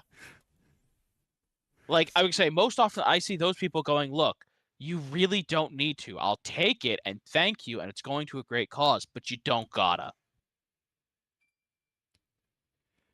Yeah. It's just And then sometimes it's a please don't give me money. I'm using an IP that will absolutely get me banned if I get paid. for this." yeah, there's also that one. Yeah. Yeah, that's true. That's true. I but am yeah, it's- literally legally not able to take this money from you. but I do appreciate the thought behind it, right? There's also, I can't think. Like, look, I'll be one of the first people to sit here and tell you that I have an immense dislike for what ultra late stage capitalism has done to human beings and the way that they interact and have to spend time with each other. I hate it. Sure. It's But pretty I'm awful, never going yeah. to sit there and say, please don't give me money, because I do need that. Because Yeah. here's the thing. There's a difference between, like you said, Sneaky, there's a level of wealth that is required for someone to sit there and go, I dislike the way that late stage capitalism makes people interact, and therefore I shall spurn your funds because I don't believe in it. Yeah. Mm, Only a very specific group of people act like that. Because here's the thing. yeah. We have, on this show, multiple times complained about the enshittification of products that happens exclusively because of late stage capitalism. And the endless growth mindset. Yeah. Number go up. Well, Ad go up. That mean number go up. Well, here's the thing with that, right? So, capitalism has nothing to do with late stage capitalism. Yes, exactly. And I always hate it when people who don't understand that try and link capitalism to late stage capitalism, and they use it as like a fucking thesaurus, I would say synonym. the only link between them is that, yes, obviously capitalism must precede late stage capitalism. Yeah, but it's like saying that democracy and dictatorships are the same thing because dictatorships always happen after democracies. It's like, no, that's That's not how that works. it's not how that works. Yeah. It's so, yeah, it always fucking rustles my jimmies. Get your goat, grind your gears. Yeah, grinds my gears. Listening to the thought process behind a rich kid's fanfiction profile has a very positive effect on my bowel movements. That's great to hear. Thank you, Toaster. Thank you for that lovely information. Really sharing that. Yeah. That's great.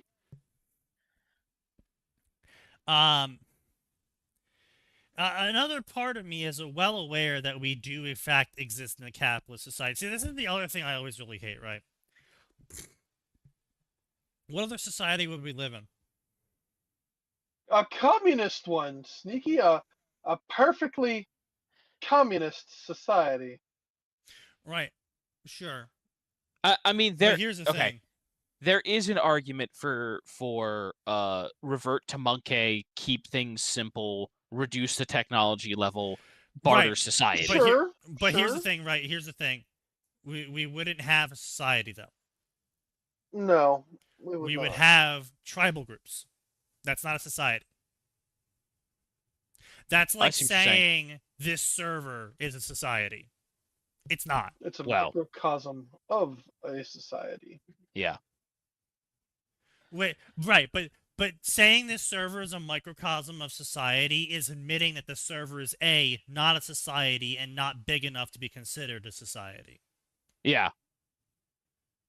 And that's exactly what would happen in anything besides a, air quotes, capitalist society. Because here's the thing, right? Is that people aren't perfect. And this has nothing to do with everything else that's been brought up before. People aren't perfect. Someone's going to do something stupid.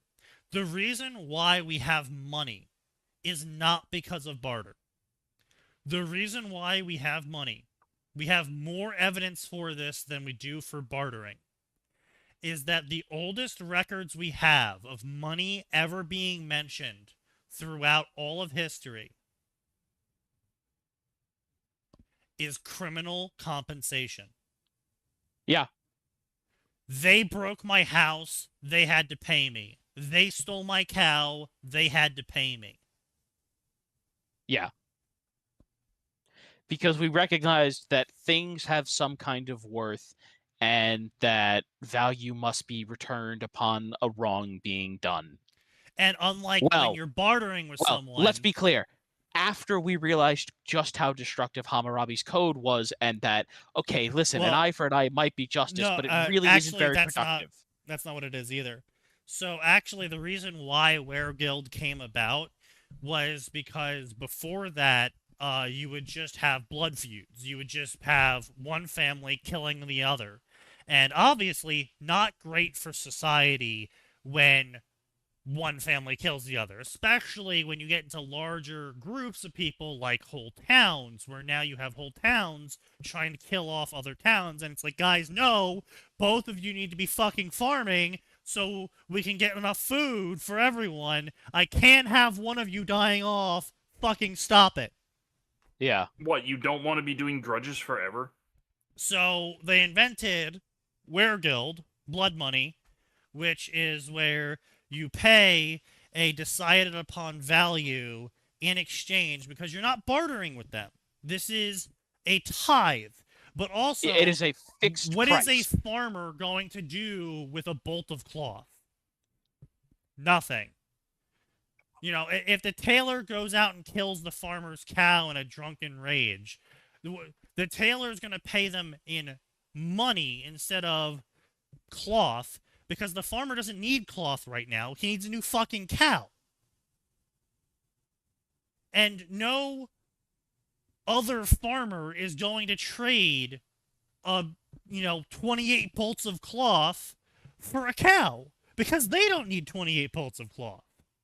They need a Yeah. cow. They need a cow, so they're gonna trade it for money. So that's why the money thing became a factor, is because they needed something that had a universal value that could be used to replace what was lost. Yeah.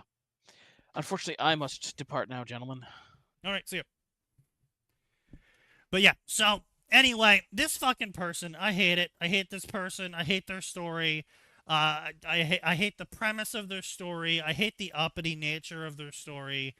I hate their dismissiveness of people's work and time.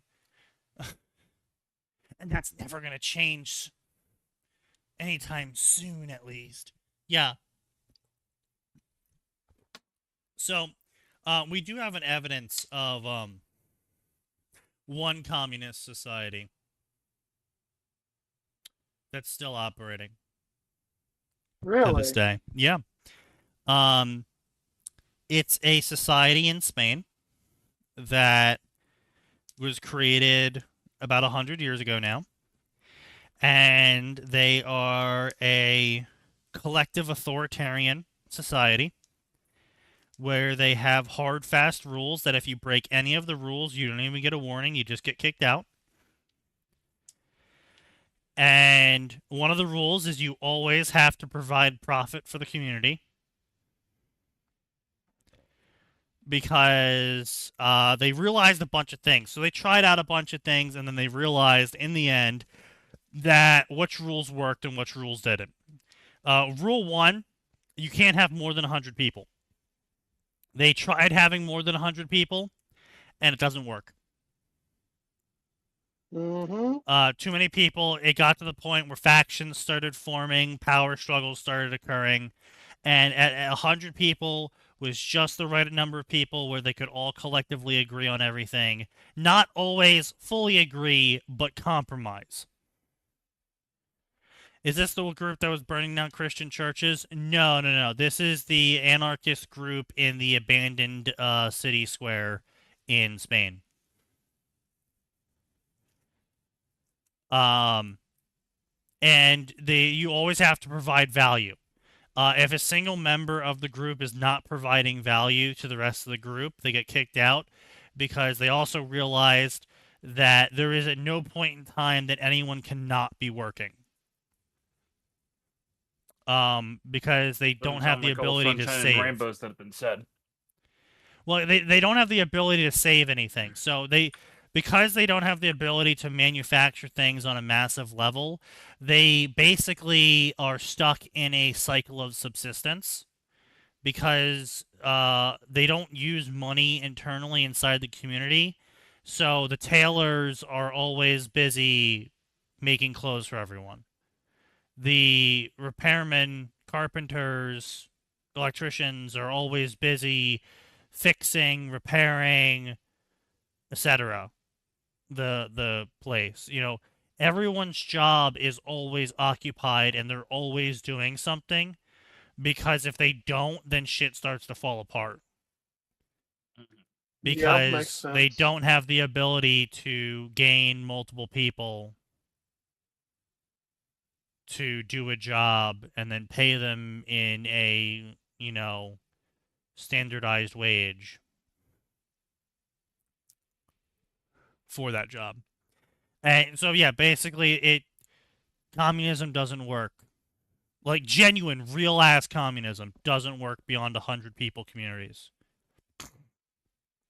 And even then, they are massively subsidized by the surrounding city that buys their products. So they can then go on to buy the things that they can't make in a 100-person community. So literally, it doesn't work. It literally only works because capitalism is propping it up. Woo. Yeah. Yeah. So that's why I always hate it when people are like, oh, we live in a capitalist society. It's like, saying we live in a capitalist society is like saying we live in a land-bound, air-breathing society. It's like, okay, what's the alternative then? We all go in the fucking water? Like, Yes. there isn't an alternative. By saying capitalist, you are proposing that there is an alternative, but there isn't. And if you think there is, you're fucking delusional. If you would like to donate to me. So wait, after this entire spiel about how capitalism is bad and you're stupid for trying to give me money for this story. By the way, I have a Ko-fi set up where you can give me money. Well, that's because you're buying them a coffee. It's not capitalist. You're just buying them food. That's not how that works. That's literally capitalism, though. I understand. But no, coffee is not you're buying me a coffee. You're not buying them a coffee. You're paying them the theoretical amount of money a coffee costs. Sneaky, I understand that. I'm saying they probably think of it like that. Fair. No.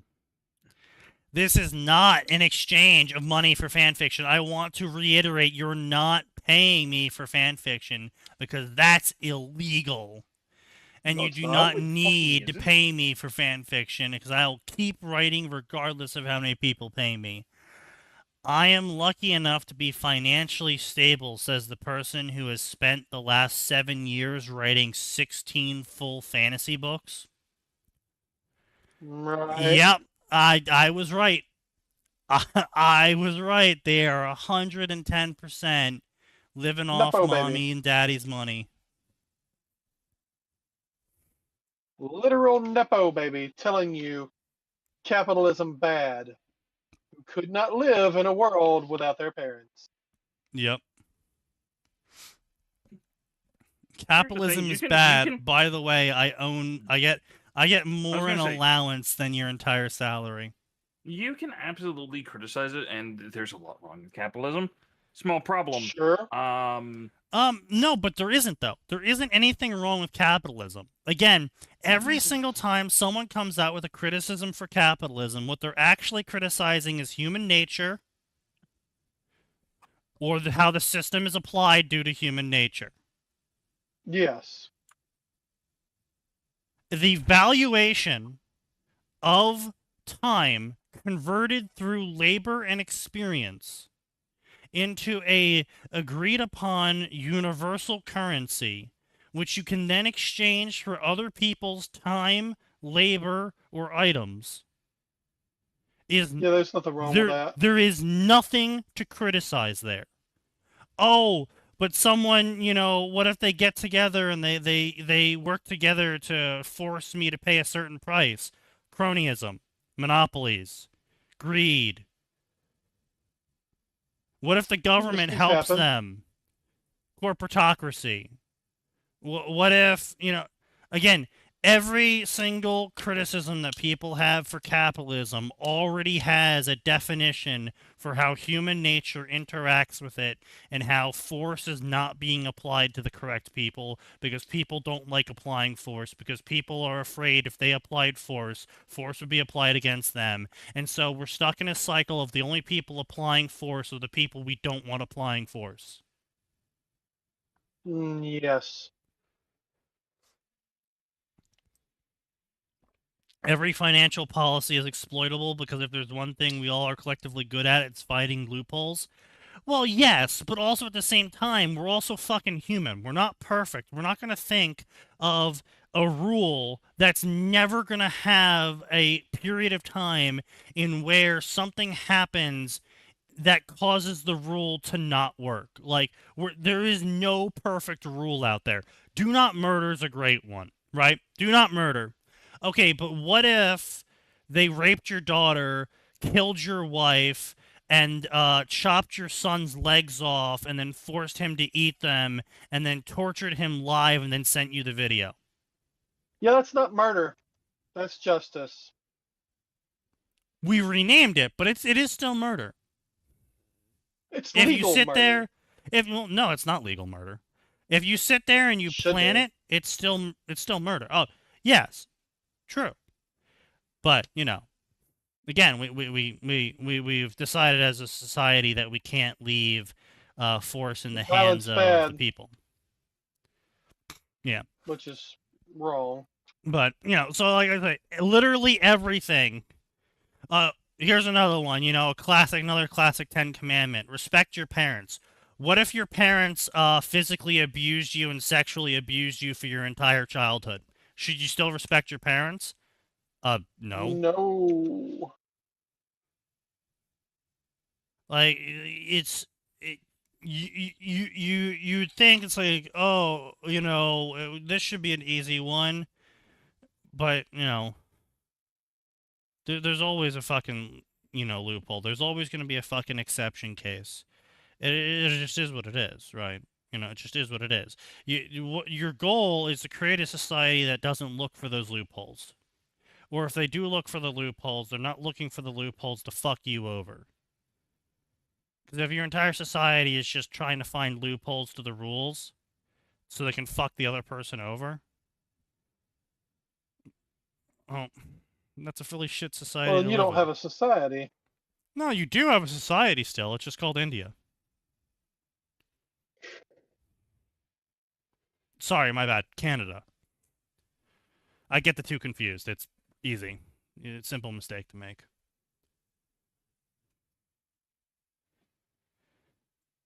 But yeah, so I just the reason why people want to blame capitalism for the problems instead of rightly blaming human nature for the problems is because they're also human. And they don't want to blame human nature because that means they might also be part of the problem. And they don't want to be part of the problem. So they would much rather blame an idea that they don't fully understand as being the problem. That always makes me angry. China isn't looking too hot either. Well.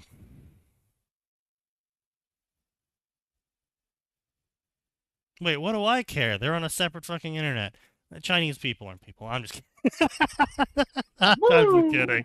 West Taiwan's a great country. Everyone loves them. East Taiwan, West Taiwan, West Taiwan. Yeah. They're great people.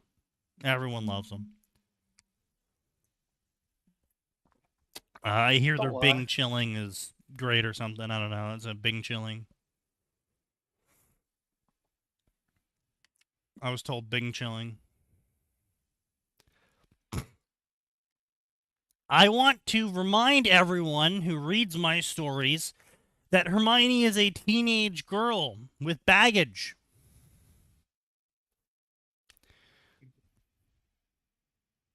That's kind of lost on a lot of people, so you're going to have two people reading your stories, guys who don't care, and girls who don't care for a completely different reason. So, everything in this story is seen through Hermione's eyes. I'm reminding you all that Hermione is an unreliable narrator. Yeah, that reminder has never worked.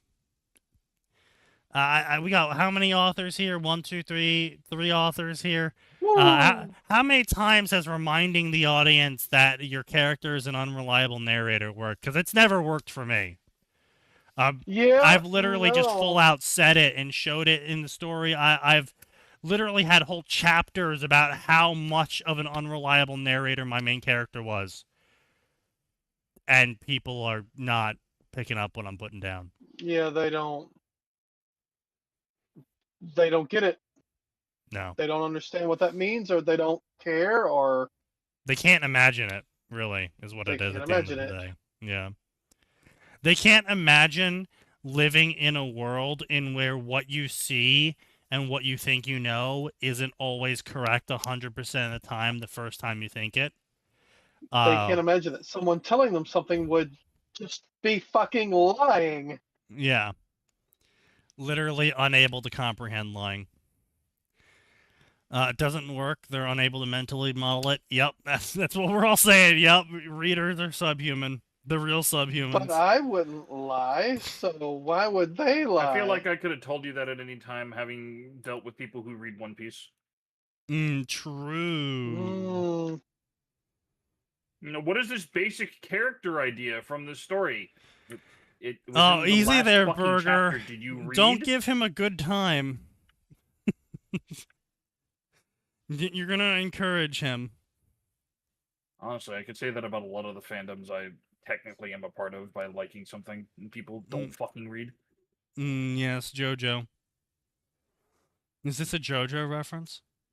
Please shut up. No, it's not a fucking JoJo reference. Fuck JoJo. Please stop talking.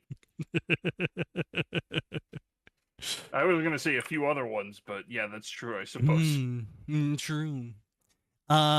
It's a tinted portrayal. If something seems off to you, you should reread it and then strip Hermione's emotions and reactions from the scene to truly understand what is going on. The objective truth of what's going on is different from Hermione's subjective perception of reality. Yeah, you are never going to teach your reader base this information.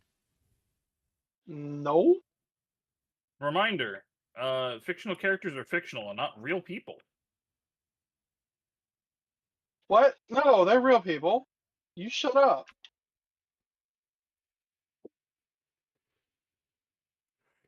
Also, no pairings have been decided yet. You are 16 books into the story, lady. And you can't decide on a pairing? Jesus Christ. As Hermione is still a child in this story. Okay, she's 15 now. She's 16. 15. No, somebody She's said 11 in 16 book earlier. 1. We're on book 4. Ah, okay. I thought it was further. As Hermione is still a child, there is a lot of the story to keep going. Yep, I guess there is. It's completely up in the air who she will end up with. Yeah, I have seen characters accidentally develop in unexpected ways too many times for me to try and plan a pairing. What they mean is I did too much amphetamines. they have no control over how their characters develop. Frequently commented things in my reviews. I'm putting them here so you can please stop commenting on them. Your story is very long. You should separate it. Yes, your opinion is noted. I will not be doing that. I mean, I can't disagree with the author's opinion on this one.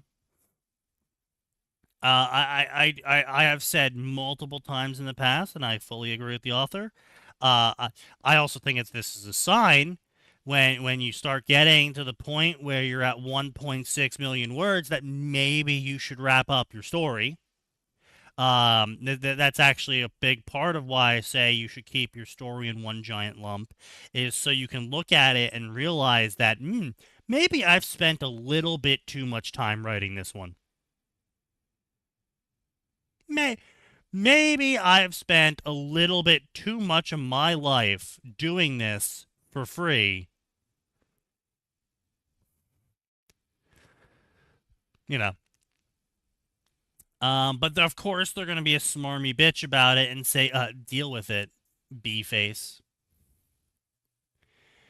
You have too many ongoing plot lines in your story. This is a criticism made by someone who reads when I update the story. I mean, Yes. Yes, but also I understand what they're saying. They're saying you should read the whole story instead of just the thing I update, and remember what I actually posted. Sure, but then they shouldn't be updating with 1,000-word chapters 3 times a week. I understand what they're saying, not saying I endorse it. I know. And I'm saying they're retarded for saying it. It's... If you were in a car with someone and they stopped every 5 miles, they full on pulled off the highway, stopped the car, got out, walked around a bit, maybe stayed the night, came back out to the car, got back in, drove 5 more miles, did the whole thing over again. Would you tell them, hey, maybe you shouldn't be driving if you need to stop every 5 miles? Would you tell them, hey, have you considered maybe driving 20 miles before stopping for the day? Maybe you can drive 5 miles, go for a 30-minute walk, drive 5 more miles, go for another 30-minute walk. Like, if you gotta do 5 miles, maybe do the 5 miles faster instead of stopping for the entire day. Like, that sounds stupid, right? Driving only 5 miles a day before stopping and finding a hotel? Sounds pretty dumb to do that. It's the same thing with writing a 2,000-word chapter 3 times a week. And he leaves. Little bitch. He knows he's fucking wrong. So, no, there is nothing to defend here. I hate that shit all the fucking time. People are like, oh, well, I'm not agreeing with them. I'm saying they have a point. You're agreeing with them. You're agreeing with a point they're making. You are supporting a point that they have made. What agreement is. Yeah. Oh, I don't agree with their whole message or the point that they're making when they made it in the circumstances they made it, but they have a point in an abstract. Well, in an abstract, my dick is long. So,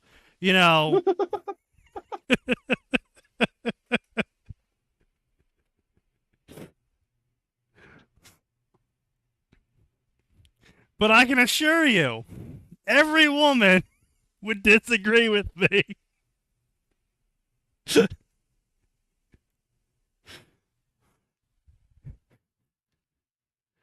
I'm just saying, I don't care. They're making a stupid fucking point for the situation they're making it in. If they were writing longer chapters, and then people were still complaining about too many fucking plot lines, I'd be like, hey, they probably got a point. If you're packing so many fucking plot threads in a chapter that they're saying you have too much going on, maybe they're right.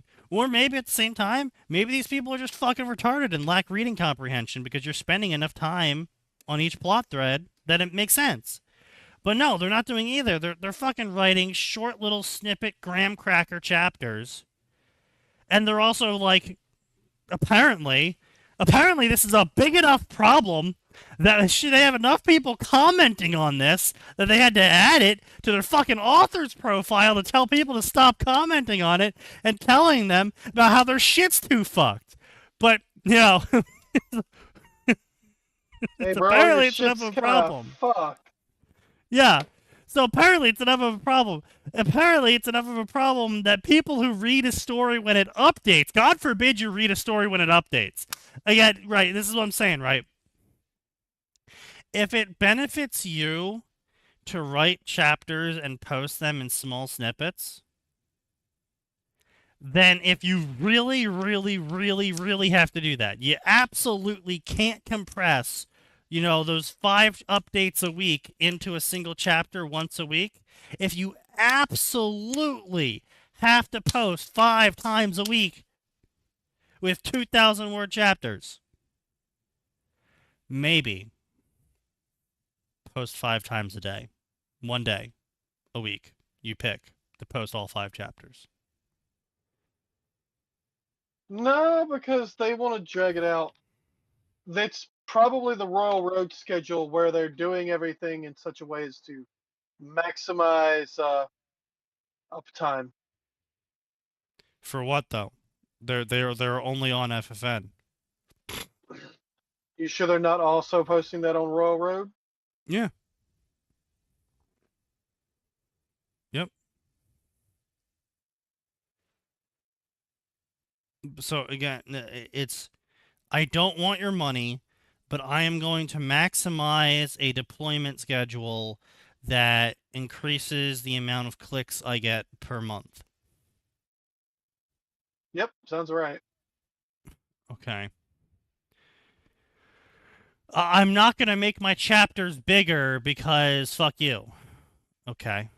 I'm not going to make my story less complicated because fuck you. I want to tell a complicated story on a graham cracker 5 times a week. Okay. You're fucking retarded. I don't know what else to say. You can't say that. That's not polite. Oh my god, Sign. They're using your arguments. The arguments I tell you you're retarded for. What? Oh, well, Alright, you what see, specifically? I have to have lots of plot threads going on at the same time because that's what life is. Life is complicated with lots of things happening. I'm not that bad. I'm not that bad. No. No. About that, Sneaky, I was going to ask before they started posting on Railroad, what's your opinion on that strategy of posting 3K chapters, scenes every other day to nab the Rising Star category? Honestly, I wouldn't say 3 chapters. It's a 3K. I would say 5K. And it's every other day. Yeah, it's every other day. Yeah. Well, 5K chapter every other day. from what I've learned, 5K chapters 3 times a week Yeah. is basically the sweet spot.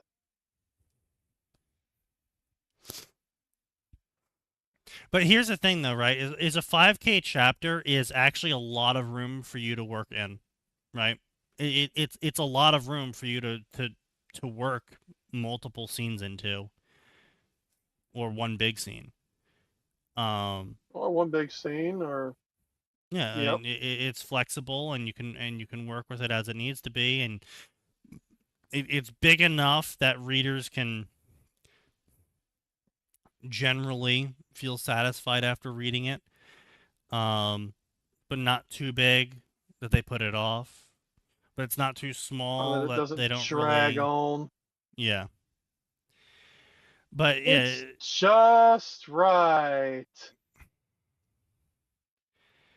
but you also have to do the 15K a week effectively for like 2 months straight to really victory capitalize on the Rising Star category. So make sure before you Yes. start honestly, before you post a Roller Road, always make sure you have enough chapters built up, or you've been posting other places first.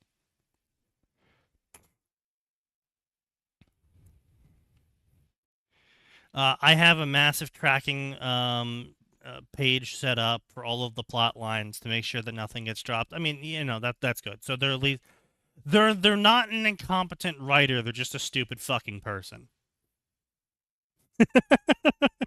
Damn. Hey, yeah, Oof. you know, it is what it is. It is what it is, you know? So, they make a lot of fucking stupid choices about everything that isn't writing.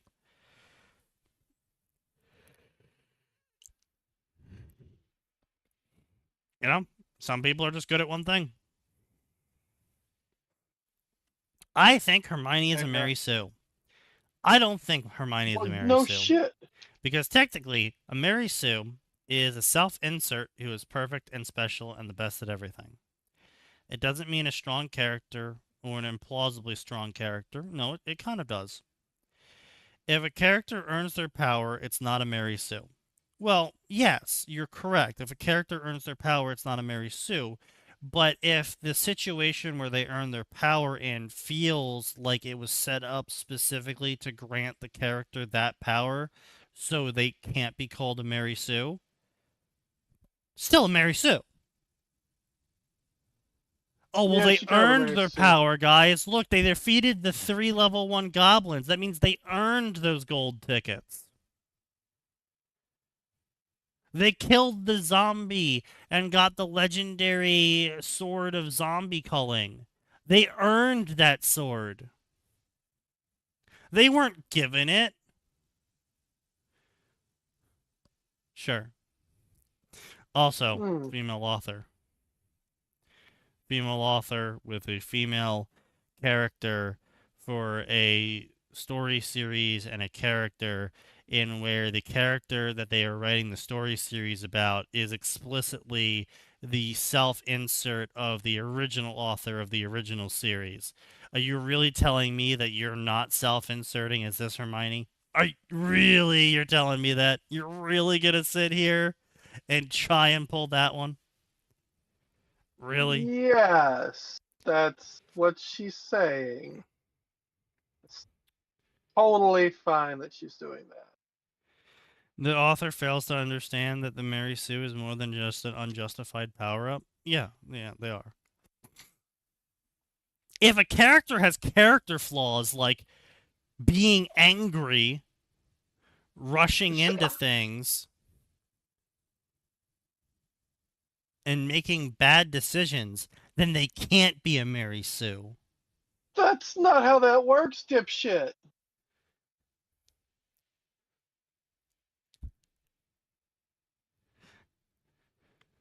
If they never feel the consequences for their bad decisions, then is it a bad decision? If they never have anything negative happen to them because they rushed into something, did they rush into it? Oh, my character has emotions. That's a character flaw, so therefore they're not a Mary Sue. Yes, because emotions are a character flaw.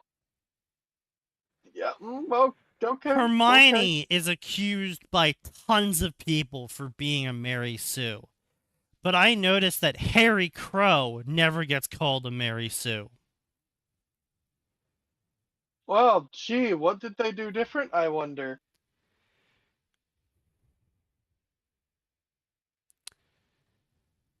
Yes, because Harry Crow is about a male character, and male characters can't be Mary Sues. Gary Stews. They can be Gary Stews, but Gary Stew isn't even based off of anything. It's just the maleization of Mary Sue. Mary Sue, yeah.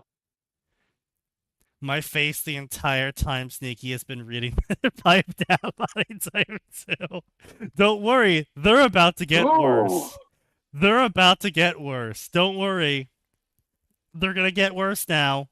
Because of course they're getting worse now. and they always get worse. There's always more, and it always gets worse. So it's about to get worse. Are you ready for it to get worse? All right. The reason No. why male characters are not held to the same standard as female characters is due to Well, here we internalized go. sexism, because female protagonists are not the same as men. Oh, I hate that. Ooh, I No. hate that shit so much. The reason why people liked Harry Crow is because Harry Crow was the hero's journey.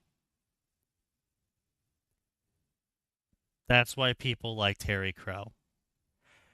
People liked Harry Crow for all of its cringe with the helpful goblins. People made fun of that story relentlessly. As they should. Of course. Ragnock and the helpful goblins Oh, and every fucking time with Ragnock. that's the story that spawned it. That is the source of it. Harry Crow's the source of the helpful goblin trope. Harry Crow's the source of tons of cringy tropes that have pervaded through the entirety of the Harry Potter section of the fandom. But the reason why so many people like Harry Crow is because it's still the hero's journey. Harry makes mistakes. Harry gets hurt for those mistakes. People nearly die for those mistakes. But in the end, the hero rises up to the challenge and saves the day. That's the story of Harry Crow. And that's why people don't accuse it of being a Gary Stu self-insert. Because everyone knows Ropst does not do self-inserts. Ropst has his own fucking Ropst verse of Harry Potter's and Hermione's. They're not self-inserts. They're too varied. They're too different, each story. Yes, there's a lot of similarities, but it's like a Hallmark similarity, you know? Different characters, same formula, sort of thing. Yes.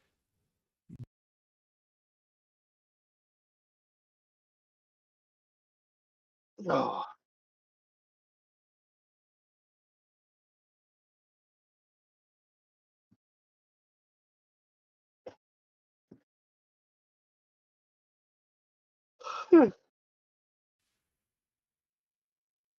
Why did that happen? Okay, yeah, 90 fucking % battery. Why did you turn off headset? Because fuck you. That's why. Yeah, that was weird. Anyway, Oh. fucking headset. Point being is that Harry Crow wasn't an author self-insert. It was a power fantasy. You're not wrong about that. I never said Harry Crow wasn't a power fantasy. And here's the thing, right? Guys like power fantasies. Yup. But they also like power fantasies in very specific directions. In fact, it's actually almost amusing because not doing the power fantasy correctly gets authors the same amount of hate as a Mary Sue story gets. Ooh. Oh, you better do it right. And so that's what guys focus on, okay? They like the hero's journey. They like the power fantasy. They don't really care that the character has flaws or not. That's a bonus. That's a tack-on bonus. That's an enjoyable extra little bit. They don't give a shit. This character's got some depth. Like, Luke Skywalker is a great example. What were his character flaws? He was naive. It's not a character flaw. Yes, it is. I work too hard. Yes, I just care too much. Yeah. He was a respectful kid who wanted to help people, believed in doing the right thing. Wasn't a, and fate intervened to help him when he needed it most to save the day. Sure, you could be like, oh, that's a Gary Stu, it's Gary Stu. It's like, yeah, but the story of Star Wars isn't about how amazing Luke is. No. The story of Star Wars is a space opera about the hero's journey of a farmhand rising up to fight against a corrupt empire which ended up to be run by his own father. You sure? And I thought having it to was... confront the hatred inside him that develops after having lost and dealing with loss. That's stuff that guys identify with. So that's why people like his character. No one gives a shit that he barely has any flaws. Oh, my character has the flaw of having emotions and she hates people. Okay, and? Oh, my character's character flaws, they're human. I mean, I know one person in this chat that would say that's a character flaw. Shut the fuck up, Toaster. I see you typing.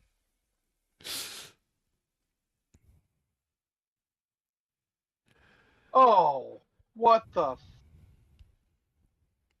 What? Hang on. I am,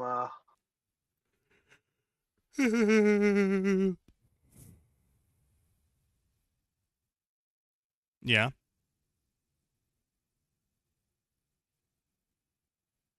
fucking SB. Oh, boy. Are you banned? No. No way!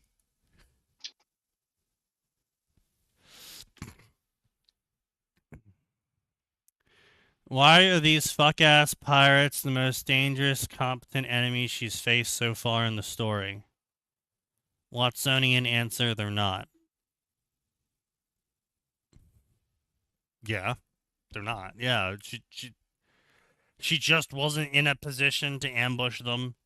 She wasn't in a position where she had intel superiority. She wasn't in a position of being underestimated. All her powers were rendered moot.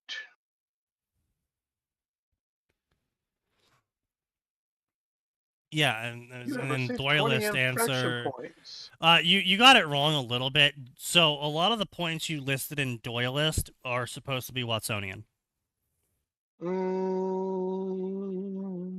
Yes, I probably did. So a Doylist answer as to why are the pirates the most dangerous threat she's faced so far, that would be actually Doylist, would be I needed a threat to show for a continuous stream of chapters to show how she's growing and the troubles she's facing. Especially, it was important that I showed off the current competence of the Republic Army, and this was a good time to do it. It also showed off that the pirates weren't a dime a dozen monster a day threat and would actually pose a threat to the Republic Army and her at any point in time if she ever stopped being as competent as she was. That's a Doylist answer. Watsonian answer is about Felucia. It's about her abilities being turned off because of the scenario she's in. Doylism is all about the narrative and the structure and the flow. Just having her come in, crush the pirates, it would be a boring chapter. It wouldn't teach her anything. It wouldn't teach the audience anything. And I got it two would... at once. You got two knocks at once? Yes. One for Outer Heaven and one for... Oh, what do they hit you for Outer Heaven for? I mean, aside from what we all knew that they were going to hit you. aside from Outer Heaven being Outer Heaven. Aside from Outer Heaven being Outer Heaven, apparently chapter 4 was not safe for work.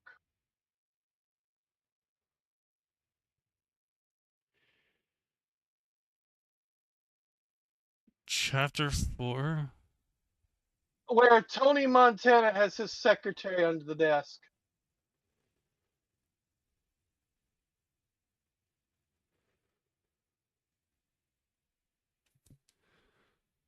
What the fuck are you talking about? And I don't remember a blowjob scene. Dude, the previous mayor of the town has his secretary under the desk, forcing himself on her when Tanya and company come knocking, and he shoots at them while still, holding her down on him. Yeah, that was there's like 3 sentences at most. Yeah, I'm digging into it now.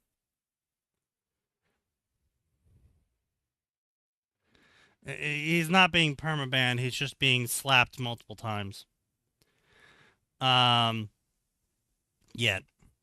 Anyway, so yeah, blah, blah, blah. You list a bunch of Watsonian things. More Watsonian things, Watsonian things, Watsonian thing. Yeah, so your entire door list answer was Watsonian. Was Watsonian. My bad. Signs answer. They have complaints, so I'll just give them what they want. Signal and noise is in order. Herder, Tanya's 2 OP. Herder, Tanya, Mary Sue. Herder, Tanya never loses. Okay, then we're gonna have a canonical scene where congrats, she's gonna lose. Are you satisfied now? Is everyone who's making these complaints, you enjoying yourself now that she's losing? I don't see the problem with that. I don't. How is this Chan behavior? This is a legitimate answer. Besides you getting Watsonian and Doylist mixed up and just wrong, which is that I'm not going to call that Chan behavior. You're still trying to give a fucking answer. My actual answer is okay. Well, you guys were complaining, so I'm going to just put in the thing you're complaining about her not doing. Are you happy now? That's not Chan behavior. What? What? Bad faith behavior? Rule 8 bad faith behavior is about fucking arguments, not what I put in the story. Oh my god. That is such a fucking stretch. Call them fucking Plastic Man for how much they're stretching to put their foot up your ass. Jesus Christ. What a fucking joke.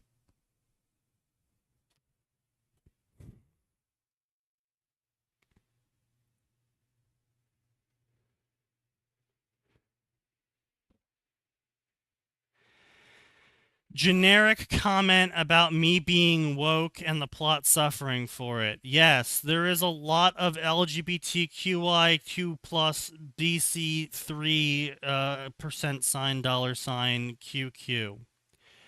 The sociological implications of the wizarding world might handle such issues fascinates me, so I'm going to shove it in because I'm a queer myself. Of course you want to include being...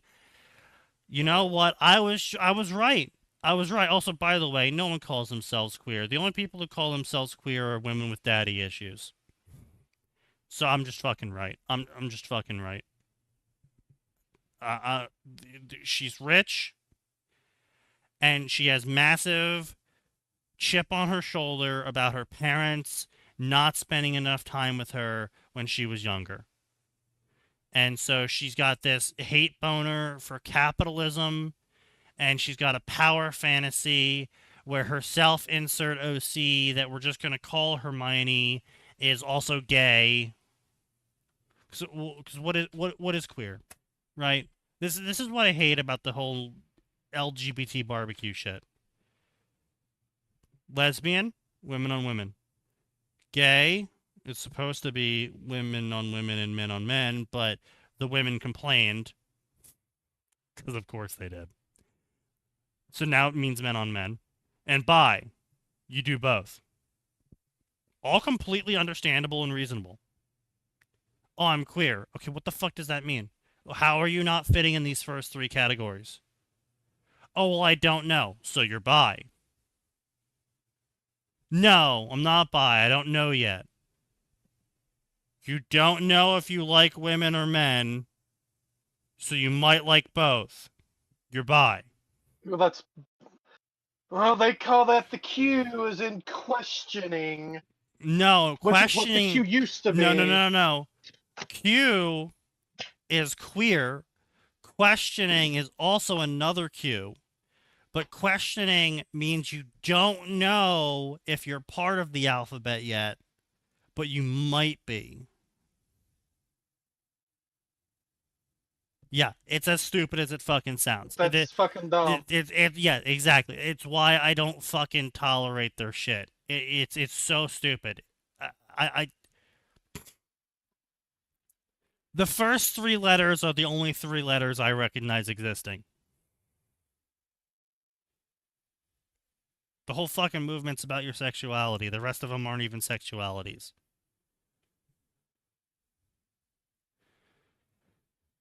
It'd be like, yeah, you know, steak, potatoes, plants. It's like, okay, so you're naming foods.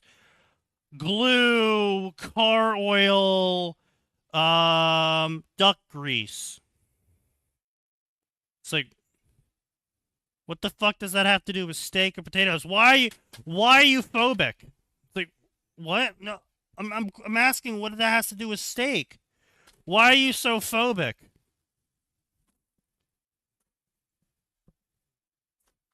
Like,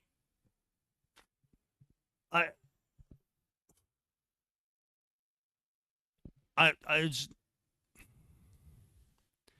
all the other letters should be I for indecisive. No. It's just, Well, that removes the T. you're either gay or you're bi. That's it. You're either straight, gay, or both. Like that's all there is to it. There's only 2 genders. 2 genders. 2. You either got male parts or you got female parts. And you're either interested in male parts or female parts or both. That's it. There's no fucking need for other letters. Oh, I don't know if I'm interested yet. Well, then you're not. Then you're not part of the group. I don't know what to tell you.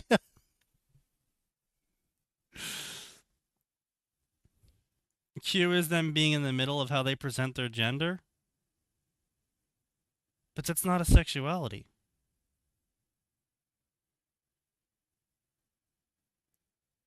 Oh, I dress as a cowboy. That means I should be in the LGBTQ. We need to add a C to LGBTQ for cowboy because I present as a cowboy.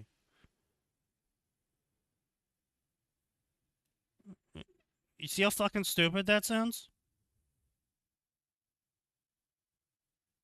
What does being a cowboy have anything to do? Well, besides the leather chaps. Obviously, we all know where that's going. Assless chaps, obviously.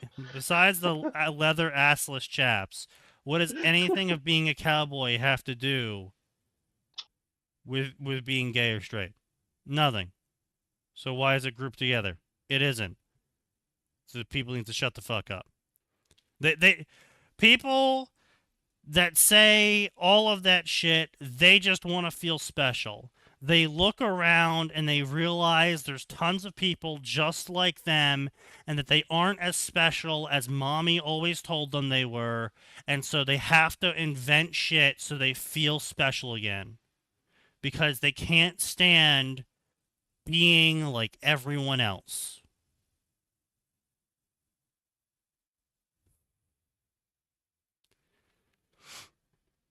It's all about the way I feel. Yes. Yeah, you either feel like you want to take a dick in your ass, or you want to put a dick in someone's ass, or you want to slap clams. I don't know. Oh, when this is the kind of talk that gets you kicked off Twitch. I mean, maybe. I'd be baffled, but you know, sure. I just I haven't said anything bad about gay people yet, though. I'm just saying I don't understand what wearing makeup as a guy has anything to do with your sexuality of what genitalia you prefer. You're phobic, Sneaky. I'm too phobic. Yeah, I guess.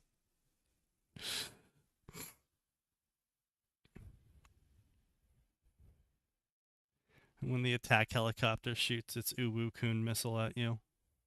Oh, you shut the fuck up.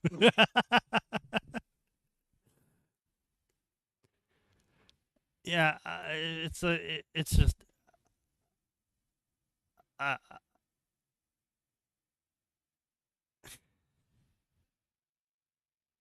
here's the thing, right? If they wanted to start their own little group, I wouldn't give a shit. I'd be like, cool, good for you guys. You want to go start your own little group where you all, you know, try and promote wearing makeup for men because it shouldn't be just a purely feminine thing. Makeup should be for everyone. Hey, cool, power to you. But if you want to then sit there and be like, oh, well, actually, I need to be considered as part of the LGBTQI plus, you know, 7 to negative 9 Q carry the 3, I am going to sit there and be like, why? What is wearing makeup? Are you saying you can only wear makeup if you're a woman or gay? Like, I'm not understanding. Like, oh, I'm a straight guy who wears makeup, therefore I have to be gay now. Like, you see why I'm confused? Like, does putting on a dress make me gay now? So you're saying that guys can't wear dresses then? Like, I'm getting mixed messages here. If I put something on myself, that now makes me part of this group. But I'm not allowed to say that doing that makes me part of the group. Because acknowledging that would be phobic towards another part of the group. Yes. Yeah, I'm just not there for that. Wearing makeup doesn't equal wanting to suck dick. Yeah, exactly. That's what I'm saying. You know, it's like, here's the thing though, right? Like, makeup, guys used to use makeup in like the 1500s. I still use makeup. Well, yeah, guys still use makeup, but like it for used to be a thing all that was acting. popular among noble men to do in the 1500s was use Yes. blush and use like what we consider girly makeup. Like they used the full gauntlet back then. Like that was a masculine air quotes thing to do back then. It's not anymore, but it was back then. Yeah, dress manly. Yes, like the good old days. Yeah, exactly. Thank you. That exact fucking photo. Yeah. Yeah. Guys used to wear fucking garter hose. Guys used to use perfume. Guys used to use high heels. Guys used to wear skirts. All different eras, of course, not all at the same time. You know, throughout different decades, as years changed in different countries. But these were all things that at one point guys did.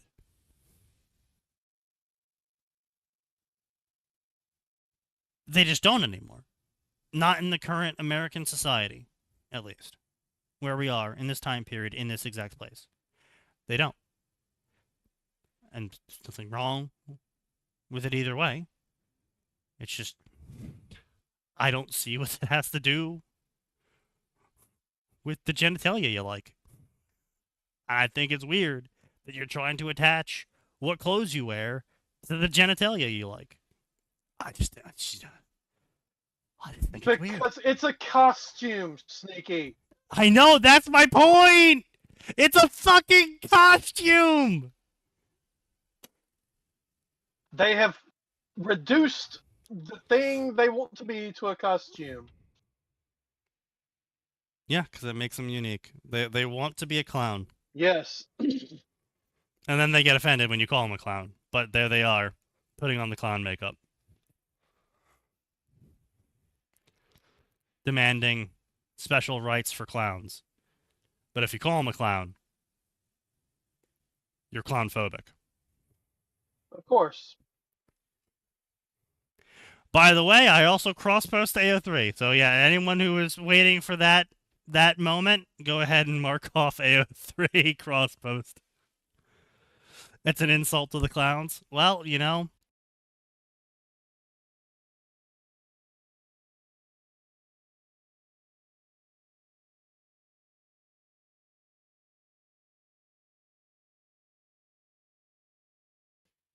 Fucking okay, let's try.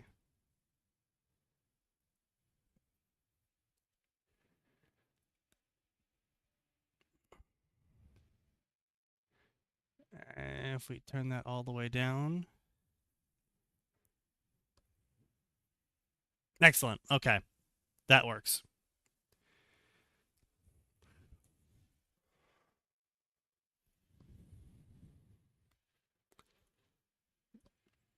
Okay, I think I fixed the headset issue again for the third time.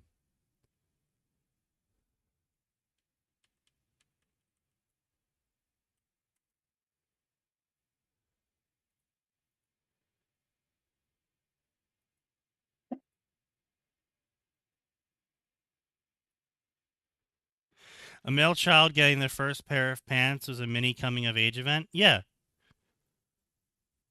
Yeah, I mean, like, it's all very dependent on the era, access to clothing, you know, maybe there's some ritual that comes with it, like wearing the kilt was actually a thing because it effectively served as a coat of arms for your clan. So, like, there's Well, a the whole tartan thing. pattern is your. Yeah, I'm saying it's effectively a flag. You're effectively wearing your clan's flag, representing your clan. Yes. And so, like, it's a whole complicated mess of why these clothes are important at these points in times. Access to the cloth types, access to the tailoring, access to, you know, proper stitching, you know, the fact that so many kids died, you know, that they didn't name kids until they were, what, 3 years old or something? Yeah, something like that.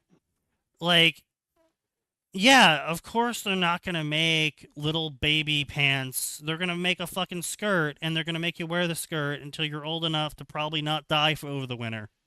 You know? So it's just like... Yeah, you know, and people don't want to take this shit into account because it undermines their personal fantasy about how unique and special they are. And that's why I fucking hate this person, because they're like, oh, yeah, I want to shove my politics into this story because I have to. I have to explore my politics in this story because I physically can't comprehend a world where we're not shoving my politics into the story. Like, that's wild. That's.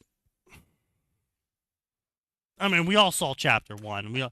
We all saw. I said what she was really saying in chapter 1. Oh, I'm here to replace you. This is a great replacement. I'm new blood. You're the old blood. Breaches, yeah. Yeah.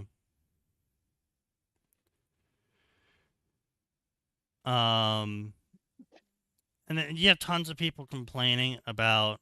And here's the other thing, right? Let's see, what was a good gay character in a video game that I didn't care about?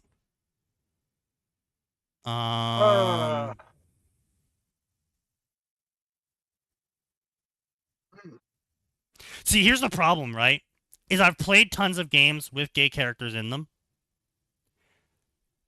but I didn't care about them being gay, so I don't remember them for being gay. The player character, Baldur's Gate.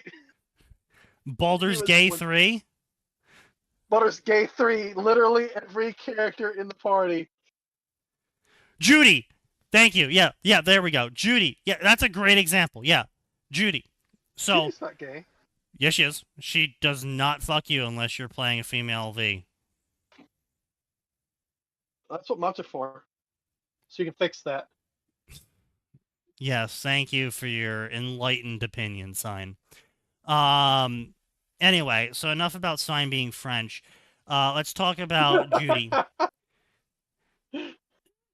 So, Judy's a great example. Again, like I said, the problem with me trying to think of a character that was gay that I didn't mind being in the story is because the fact that they were gay played no part in the story to the point where I forgot what characters were gay. And that's how it honestly should be. Just like I'm not like, oh, Yes. what's my favorite straight character? Because I'm not thinking about characters and what they fuck. I'm thinking about the characters and their fucking character. What Yeah, unless I'm forms explicitly them? trying to romance them, then we can talk. Or if they're being obnoxious about it. Yes, Nexus does ban those mods. Yes. Only One Direction, though, by the way. Yes, of course.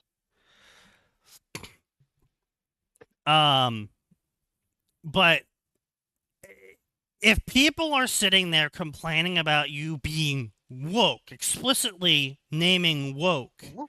and then you coming out and being like, oh, my character's queer because I'm queer, that's not you just happening to be queer and your character's just existing in the world, and people will be like, ew, this character's queer. Now, don't get me wrong. There are gonna be some people that are like that. I'm not saying there isn't. But what I am saying is that if you are shoving it into people's faces, if you are shitting on a plate and slamming it into people's faces, don't get pissy when people shout at you, stop shoving dog shit in my face.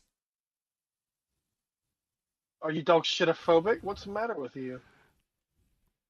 Oh, the muscles guy from Mass Effect 3. True. Yep. What's his name? Vega? He was gay. I don't remember that. No, I think you could convince him to be gay with you. Maybe? I do know the pilot from Mass Effect 3 was gay. Not Well, Joker. no. The puddle Okay. jumper. The puddle jumper pilot. Yeah, that guy was. No, the muscle guy was straight. I'm that- pretty that- sure he was just straight. Seem to I recall didn't. He was like constantly hitting on femshep. Yes, he was. And I think if you're male Shep and you hit on him, he says, thank you for the compliment, but I don't feel that way about you. Yeah, Don't take it yeah, personally. He does that number. Yeah. I do think in the end, though, if you're constantly hitting on him, he, quote unquote, gives you a chance.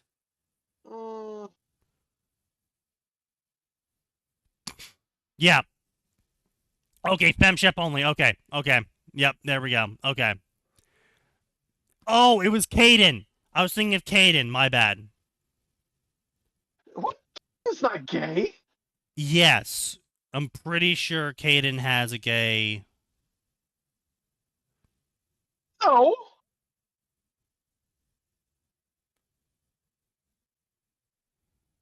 Caden... Yep. Kelly Chambers was. That's the redhead I was talking about. Yep. Caden's got a gay relationship. Yep. Yeah. So as I was saying, What? Hold on.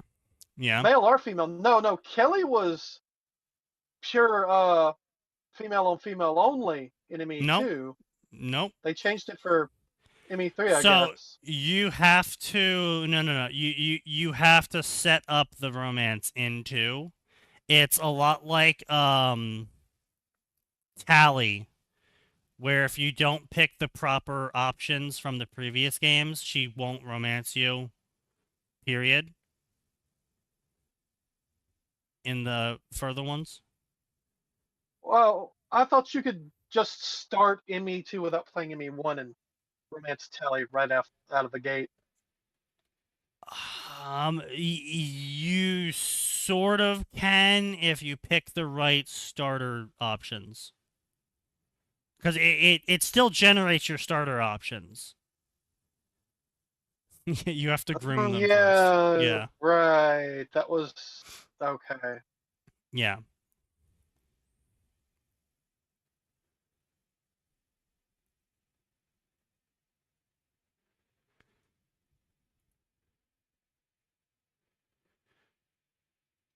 But yeah, so like I'm saying, like it's like I'm not remembering Caden for the gay relationship you can have with him. I'm remembering Caden for the sacrifice he obviously makes in Mass Effect 1 because we all picked Caden. Exactly. We all picked Caden. Nobody wanted to kill Everyone Ash. picked Caden. I'm sorry, bro. It's canonically dead. If he's here in ME3, then somebody made the wrong fucking decision. I am pretty sure that Ashley is the canonically rescued one. Yes.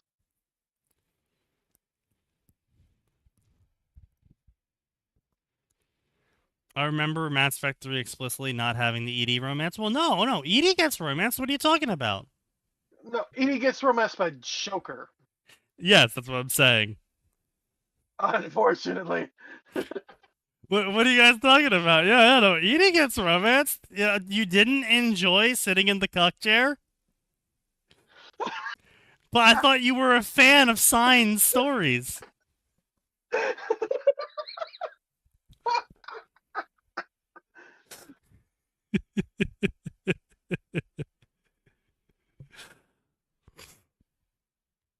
Hey, man, you set yourself up for that.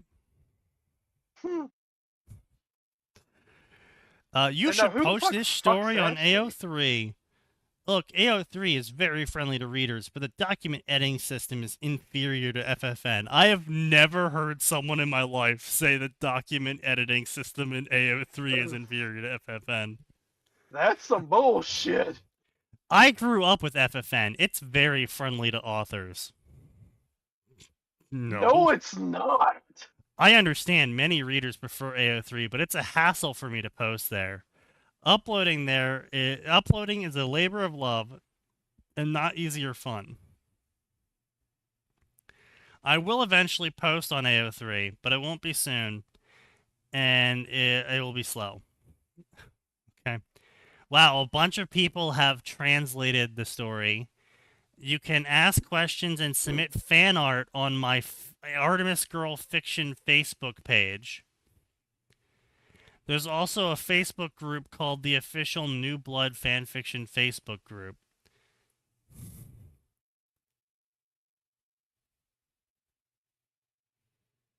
I have deleted the rest of my profile because I realized I was only 14 years old when I originally wrote it. Well, at least bro can go back and look at that. Wow. And go, wow, I did something fucking retarded. I keep being right. 13 to 14 is always the age that people join FFN. I just keep being right.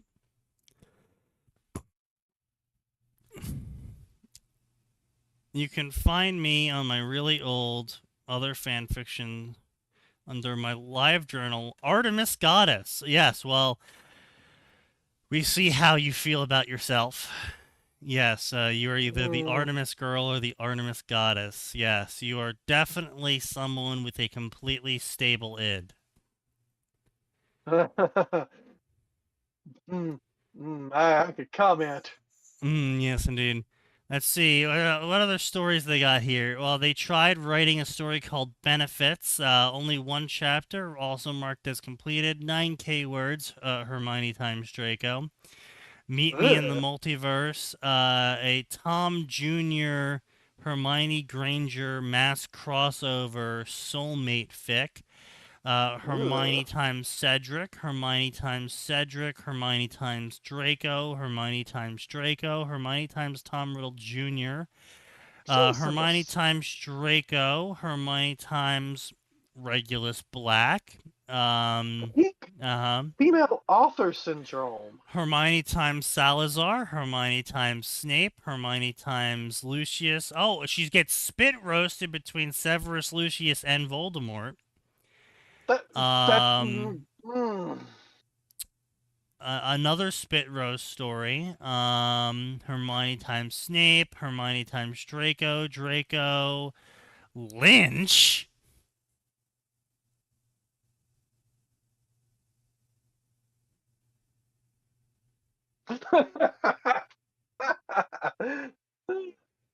Got him. Oh, and of course, before they started writing Harry Potter stories, they were writing Inuyasha stories. Of course. Let me guess. Kagome times Sashomaru. How did you know? Female author.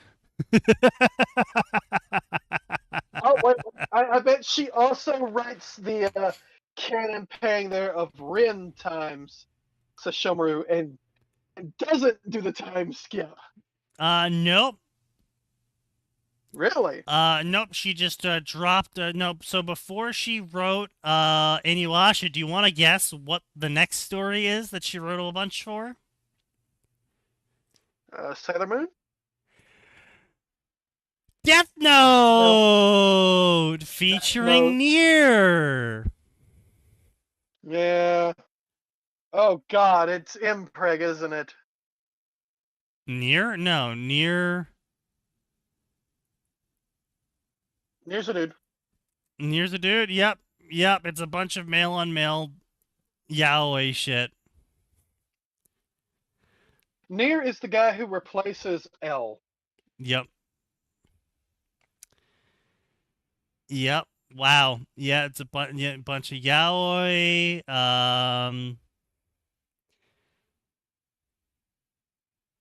This little asshole. Yeah, I know who L is. No, that's Nier. Oh.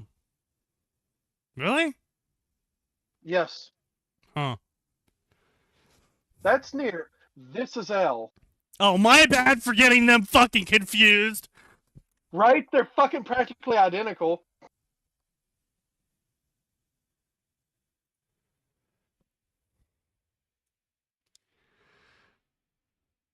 Yeah, then before Death Note, it was can you guess the character and the series? I'll give you a hint.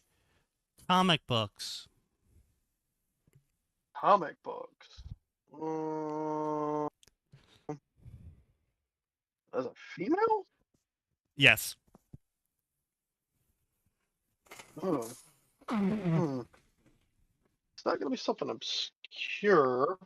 Nope. No, very American comic Yep. books. Very popular. So Marvel or DC? If it's Marvel, it's Spider-Man. If it's DC, it's gonna be Batman. Or no, Not Batman. I'm sorry, Female. Joker. Female. It's gonna be Harley. Getting closer. It is DC. Poison Ivy, Wonder Woman. Younger. Younger than Wonder Woman. Raven? Yes. Raven. Alright, then it's gonna be Raven times Slade. Oh, that's where you're wrong. It's actually Raven times literally everyone in the team. How the fuck you say? Beast Boy. Well, okay, Robin, everyone on the Cyborg. team except for basically when I say everyone on the team, what I actually mean is Raven times Starfire times Robin times Beast Boy. We don't have any clankers in this relationship, you see. Yes, no hard R's. Yeah. Alright, so All right. If Beast Boy wasn't in this, I'd just call it a Tuesday. You know, that's your Yeah. typical harem Yeah. fantasy. Robin goes with Starfire This and is Raven. just Yeah, this is that's just like canon. peak female author. This is like painfully peak female author. Also, barely fetish. There was quite a bit of summaries that I wasn't going to be able to read out loud because they were just. If you could read between the lines, you knew. If you knew, you knew. You knew. You knew. Yeah. Yeah.